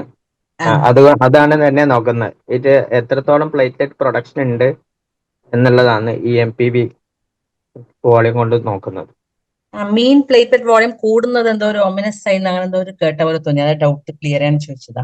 മെയിൻ പ്ലേറ്റഡ് ബോൾ കൂടി നമുക്ക് ഓൾഡ് പ്ലേറ്റ്ലെറ്റ്സ് മാത്രമേ ഉണ്ടാവുള്ളൂ എന്നായിരിക്കണം ഉദ്ദേശിക്കുന്നത്. ഫ്രഷ് പ്ലേറ്റ്ലെറ്റ്സ് മീൻ പ്ലേറ്റ്ലെറ്റ് വോളിയം കൂടുതലായിരിക്കും. പുതിയ പ്ലേറ്റ്ലെറ്റ്സ് ഉണ്ടാവുന്നതിന്റെ ഇൻഡിക്കേറ്റർ ആണ്. വലിയ പ്ലേറ്റ്ലെറ്റ് ഉണ്ടാവുന്നുണ്ട് അല്ലെ? പുതിയ പ്ലേറ്റ്ലെറ്റ്സ് അതിന്റെ സൈസ് ആണ് അത് നോക്കുന്നത്. അപ്പൊ യങ് പ്ലേറ്റ്ലെറ്റ്സ് ആണോ വലുത്? അതെ, അതിന്റെ ടേൺ ഓവർ, പ്ലേറ്റ്ലെറ്റ് പ്രൊഡക്ഷനും ആക്ടിവേഷനും ആണ് നോക്കുന്നത്. Turn over.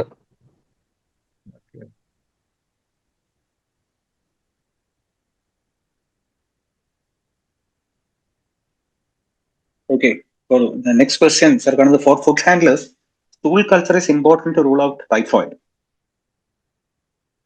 ഇത് സാർ നേരത്തെ പറഞ്ഞു തോന്നുന്നു അല്ലേ?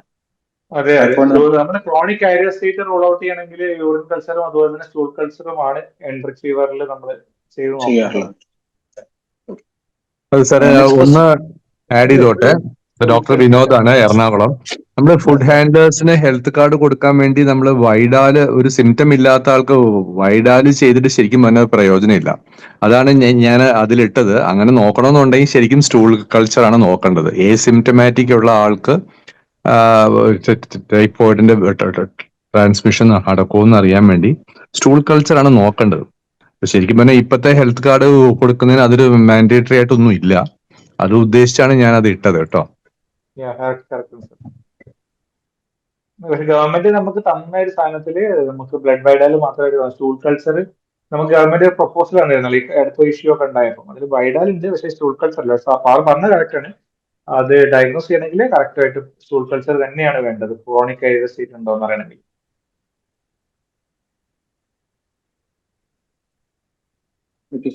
When can typhoid vaccine be given for food handlers if he found to be viral positive on evaluation?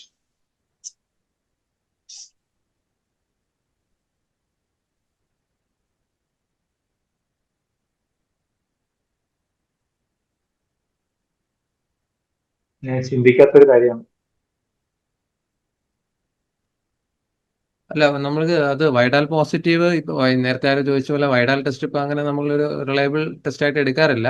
അപ്പോൾ ഇതിനകത്തൊരു ക്ലിനിക്കൽ ടൈഫോയിഡ് ഇൻഫെക്ഷൻ വന്ന ഒരാൾക്ക് എപ്പോൾ വാക്സിൻ കൊടുക്കാവുന്നതാണെങ്കിൽ യൂഷ്വലി അത് 4 weeks ആഫ്റ്റർ ക്ലിനിക്കൽ റിക്കവറി എന്നുള്ളതാണ് പറയുന്നത്.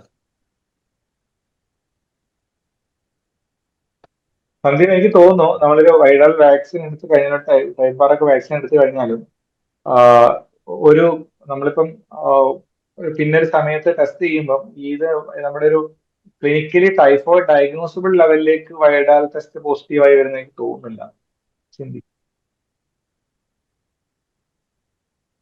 എന്തെങ്കിലും സ്റ്റഡീസോ എന്തെങ്കിലും ഉണ്ടോ എവിടെയെങ്കിലും? ക്വസ്റ്റ്യൻ ഇവിടെ മറ്റേ സാർ പ്രവീൺ സാർ അത് അതിന് കൃത്യമായിട്ട് പറഞ്ഞിട്ടുണ്ട്. അപ്പം ഒരു പറഞ്ഞത് 2 പോയിന്റ്സ് അപ്പൊ പറഞ്ഞിട്ട്, ഒന്ന് വൈഡാൽ പോസിറ്റിവിറ്റി നമ്മളിപ്പോൾ അത്ര കൃത്യമായിട്ട് കാര്യമായിട്ട് എടുക്കണതില്ല. ഇനി ക്ലിനിക്കലി നമുക്ക് ടൈഫോയിഡ് ആണ് എന്ന് നമ്മൾ തോന്നുകയാണെങ്കിൽ after the clinical recovery after 4 weeks you can give the vaccine. Clarify ചെയ്തത്. അല്ല, എന്റെ ചോദ്യം അതല്ല. സന്ദീപ് ചോദിച്ച ക്വസ്റ്റ്യൻ അല്ലേ, ഇപ്പൊ ഒരു ടൈഫോയിഡ് വാക്സിൻ എടുത്താൽ ആ പേഷ്യന്റില് വൈഡാൽ പോസിറ്റീവ് ആകുമോ? ആ ഇഞ്ചക്ഷൻ കൊണ്ട് അല്ലെങ്കിൽ ആ വാക്സിൻ കൊണ്ട് പോസിറ്റീവ് ആകുമോ? അതിനെന്തെങ്കിലും എവിടെയെങ്കിലും എന്തെങ്കിലും റെഫറൻസുകൾ? ഇല്ല, അതാവത്തില്ല. നമ്മൾ വാക്സിൻ ഉപയോഗിക്കുന്നത് VI പോളിസാക്കറൈഡ് ആണ്. VI പോളിസാക്കറൈഡ് ആന്റിജൻ എന്ന് പറയുന്ന ആന്റിജൻ ആണ്. നമ്മൾ മറ്റേ വൈഡാലിൽ നോക്കുന്നത് Oയും Hഉം അല്ലേ. അപ്പൊ വാക്സിൻ കൊണ്ട് വൈഡാൽ പോസിറ്റീവ് ആവത്തില്ല.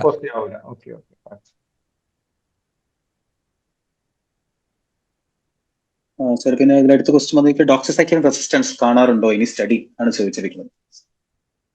സ്റ്റഡി ഒന്നും കണ്ടിട്ടില്ല കേട്ടോ. ഡോക്സിസൈക്ലിൻ റെസിസ്റ്റൻസ് സ്റ്റഡി ഒന്നും കണ്ടിട്ടില്ല. വേറെ ക്വസ്റ്റ്യൻ വന്നിരിക്കുന്നത്, what is the rationale of giving weekly once doxy for leptoprophylaxis? Can it be given 1 week? Can it give 1 week protection?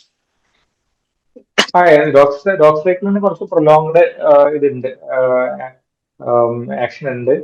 പിന്നെ നമ്മൾ അതുകൊണ്ട് തന്നെയാണ് അത് വരുന്നത്. കുറച്ച് ലോങ് ഡ്യൂറേഷൻ കിട്ടും. അസ്ട്രോമൈസിന് അതുപോലെ തന്നെ കുറച്ച് അതിന്റെ എക്സ്റ്റെൻഡഡ് പീരീഡ് ഓഫ് പ്രൊട്ടക്ഷൻ കിട്ടും.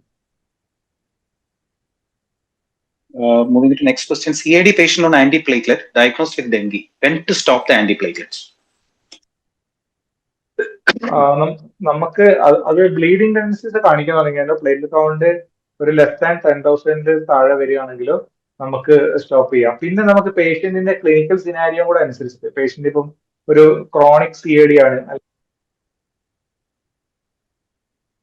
ഒരു ലെസ് ദാൻ ഒരു ബ്ലീഡിംഗ് 15,000 20,000 ഒക്കെ ആകുമ്പോൾ അത് ഡിപ്പെൻസ് ഓൺ ദ പേഷ്യന്റ്. നമുക്ക് വേണമെങ്കിൽ അത് സ്റ്റോപ്പ് ചെയ്യാം. സിംഗിൾ ആന്റിപ്ലേറ്റഡ് ഒക്കെ ആക്കാം.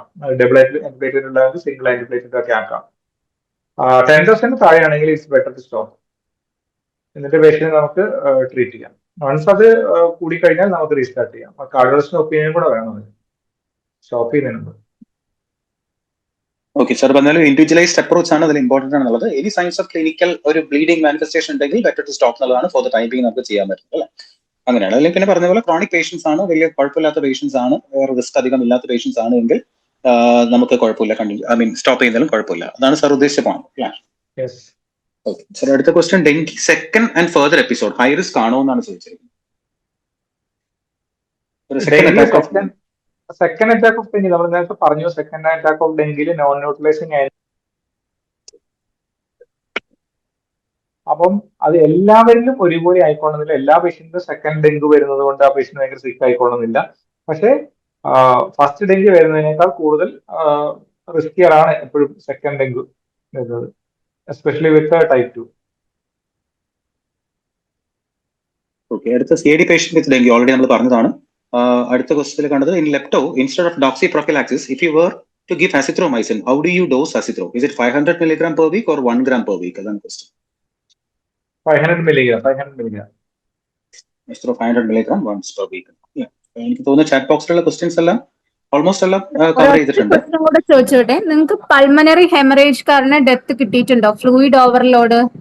കാരണം ഈ ഡെങ്കു എനിക്ക് PICU ടൈമിൽ ഭയങ്കര നൈറ്റ് മെയർ ആയിരുന്നു. ഡെങ്കു പെട്ടെന്നാണ് കുട്ടികൾ സിക്കാവുക. ആ സമയത്ത് ഞാൻ PG ചെയ്യുന്ന സമയത്ത് എല്ലാവരും ഡെത്ത് ആയത് പൾമണറി ഹെമറേജ് ഫ്ലൂയിഡ് ഓവർലോഡ് ആയിരുന്നു. അപ്പൊ നമ്മൾ മെഡിക്കൽ കോളേജിൽ പ്രോട്ടോകോൾ ചേഞ്ച് ചെയ്തിരുന്നു ഈ ഫ്ലൂയിഡ് കൊടുക്കണേ. അപ്പൊ നിങ്ങൾക്ക് അങ്ങനെ അഡൾട്ടിന് കേസ് കിട്ടിയിട്ടുണ്ടോ? കോഴിക്കോട് മെഡിക്കൽ കോളേജിൽ ഞാൻ PG ചെയ്യുന്ന സമയത്ത് എനിക്കൊരു 10 പേഷ്യന്റ് എങ്കിലും പൾമണറി ഹെമറേജ് കൊണ്ട് പൾമണറി സിംറ്റംസ് ആയിരുന്നു പൾമണറി ഹെമറേജ് വന്നിട്ട് അവിടെ നിന്ന് പിന്നെ എല്ലാ പേഷ്യൻറ്റും ഡെത്ത് ആയിരുന്നില്ല, പക്ഷെ ഒരുപാട് പേഷ്യൻസ് ഡെത്ത് ആയിട്ടുണ്ട്. പിന്നെ നമ്മൾ ബീച്ച് ആശുപത്രിയിൽ നിന്ന് ആരും ഡെത്ത് ആയിട്ടില്ല. കാരണം ഡെത്ത് ആവാൻ നമ്മൾ സമ്മതിക്കില്ല ഇങ്ങനെ ഹെമറേജ് വന്നു കഴിഞ്ഞാൽ. അപ്പൊ നമ്മൾ റെഫർ ചെയ്യും. അതുകൊണ്ട് അവിടെ നിന്ന് ഉണ്ടായിട്ട് ഞാൻ കൊയിലാണ്ടി ഹോസ്പിറ്റൽ ആവുന്നതിന്റെ അവിടെ നിന്ന് 2-3 പേഷ്യൻസിന് ഇഷ്യൂസ് വന്നിട്ട് നമ്മൾ റെഫർ ചെയ്യേണ്ടി വന്നിട്ടുണ്ട്. ഡെത്ത് കണ്ടിട്ടുള്ളത് മുഴുവൻ MCS ആണ്. നമ്മുടെ ടൈമിലി റെഫറൽ നടക്കുന്നതുകൊണ്ട് നമ്മൾ ഇപ്പോൾ വർക്ക് ചെയ്യുന്ന സ്ഥലത്ത് ഡെത്ത് കണ്ടില്ല. കോളേജിൽ പിടിക്കുമ്പോൾ കണ്ടിട്ടുണ്ട്, ഇഷ്ടംപോലെ കണ്ടിട്ടുണ്ട്. അപ്പൊ ഈ ഫ്ലൂയിഡ് ഇത്രയും കൊടുക്കണ്ടെന്ന് തോന്നിയിട്ടുണ്ടോ? അതാണ് എനിക്ക് അറിയേണ്ടത്. അങ്ങനെ കോളേജിൽ തന്നെ ചെയ്യുമ്പോ ഇത്രയും ഫ്ലൂയിഡ് കൊടുക്കുന്നത് കൊണ്ട് മാത്രമല്ല ഈ നമ്മൾ കൊടുക്കുന്ന ഫ്ലൂയിഡ്, നമ്മള് ലെപ്റ്റോയില് നമ്മൾ ഫ്ലൂയിഡ് അങ്ങനെ വല്ലാതെ അടിച്ചിലേക്ക് ഫ്ലൂയിഡ് കൊടുക്കൂല. ഫ്ലൂയിഡ് നമ്മൾ കൊടുക്കുന്നത് നമ്മുടെ പേഷ്യന്റിന്റെ മയോകാർഡിയം അസസ് ചെയ്ത് ആ പേഷ്യന്റിനെ അലോങ് വിത്ത് ലാസിക്സ് ഈ ഒരു സ്റ്റേജിലേക്ക് വരുമ്പോഴേക്കും പേഷ്യന്റിന് ക്രിയാറ്റിനെ കുറിച്ച് കൂടി യൂറിൻ ഔട്ട്പുട്ട് ഒക്കെ കുറയുന്ന ഒരു ഫേസിലായിരിക്കും ഉണ്ടാവുക. അപ്പൊ നമ്മളൊരു ഫ്ലൂയിഡ് കൊടുക്കണതിന് കൊടുക്കുന്ന ലാസിക്സ് കൊടുത്ത് ഔട്ട്പുട്ട് നോക്കി അങ്ങനെ മോണിറ്റർ ചെയ്താണ് കൊടുക്കാറ്. നമ്മള് ഈ ഡെങ്കുവിൽ കൊടുക്കുന്ന പോലെ ഭയങ്കരമായിട്ട് ഫ്ലൂയിഡ് തെറാപ്പി നമ്മള് ലെപ്റ്റോയില് നമ്മളെ അഡോപ്റ്റ് ചെയ്യാറില്ല. കുഞ്ഞുങ്ങളുടെ കാര്യത്തില് പീഡിയാട്രിക്സ് എന്താണ് എനിക്കറിയില്ല, എങ്ങനെയാണ് അവർ ചെയ്യാറുള്ളത്.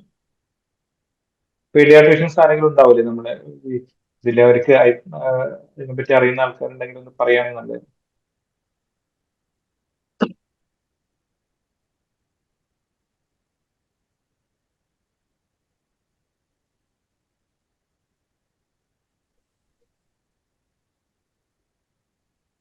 വിപിനെ മ്യൂട്ടിലാ.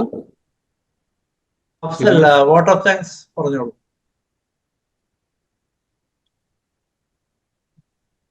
ഇന്ന് വളരെ കാലിക പ്രസക്തിയുള്ള ഇത്രയും നല്ല ഒരു സെഷൻ സംഘടിപ്പിച്ചതിന് KGMI സ്റ്റേറ്റ് അക്കാഡമിക് സെല്ലിന് പ്രത്യേകം നന്ദി അറിയിക്കുകയാണ്. ഈ CMEക്ക് സ്വാഗതം ആശംസിച്ച KGMI കോഴിക്കോട് ജില്ലാ പ്രസിഡന്റ് ഡോക്ടർ ലിസി മാഡത്തിന് നന്ദി അറിയിക്കുന്നു.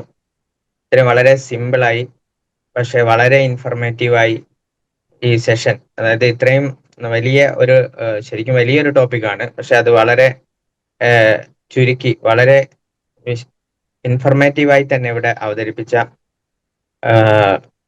Consultant general medicine GGH Kozhikode doctor സുധീഷിന് പ്രത്യേകം നന്ദി അറിയിക്കുകയാണ്. ഈ ഒരു CME കോർഡിനേറ്റ് ചെയ്തത് കോഴിക്കോട് ജില്ലാ അക്കാഡമിക് സെല്ലിന്റെ കൺവീനർ ഡോക്ടർ സന്ദീപിന് പ്രത്യേകം നന്ദി അറിയിക്കുന്നു. ഈ CMEയിൽ മുഴുവൻ സമയം അറ്റൻഡ് ചെയ്യുകയും വളരെ നല്ല രീതിയിലുള്ള ഒരു ഡിസ്കഷനും കൂടെ ഇവിടെ സംഘടിപ്പിച്ച് പങ്കെടുത്ത എല്ലാ മെമ്പർമാർക്കും പ്രത്യേകം നന്ദി പറഞ്ഞുകൊണ്ട് ഞാൻ ഉപസംഹരിക്കുന്നു. Jai Hind, Jai KGMI. Good night all. Thank you everyone. നിർത്തട്ടോ പ്രവീൺ, പിന്നെ പ്രവീണ് റെക്കോർഡിംഗ് ഒക്കെ പോസ് ചെയ്യുമല്ലോ? ഞാനെന്തോ ഹോസ്റ്റ് മാറിയിട്ടുണ്ട് കഴിഞ്ഞ ദിവസം പറ്റാതിരിക്കാനേ. സ്റ്റോപ്പ് റെക്കോർഡിങ് ഞാനാ ഹോസ്റ്റ് അല്ലേ? ഞാൻ ആ ഓക്കെ.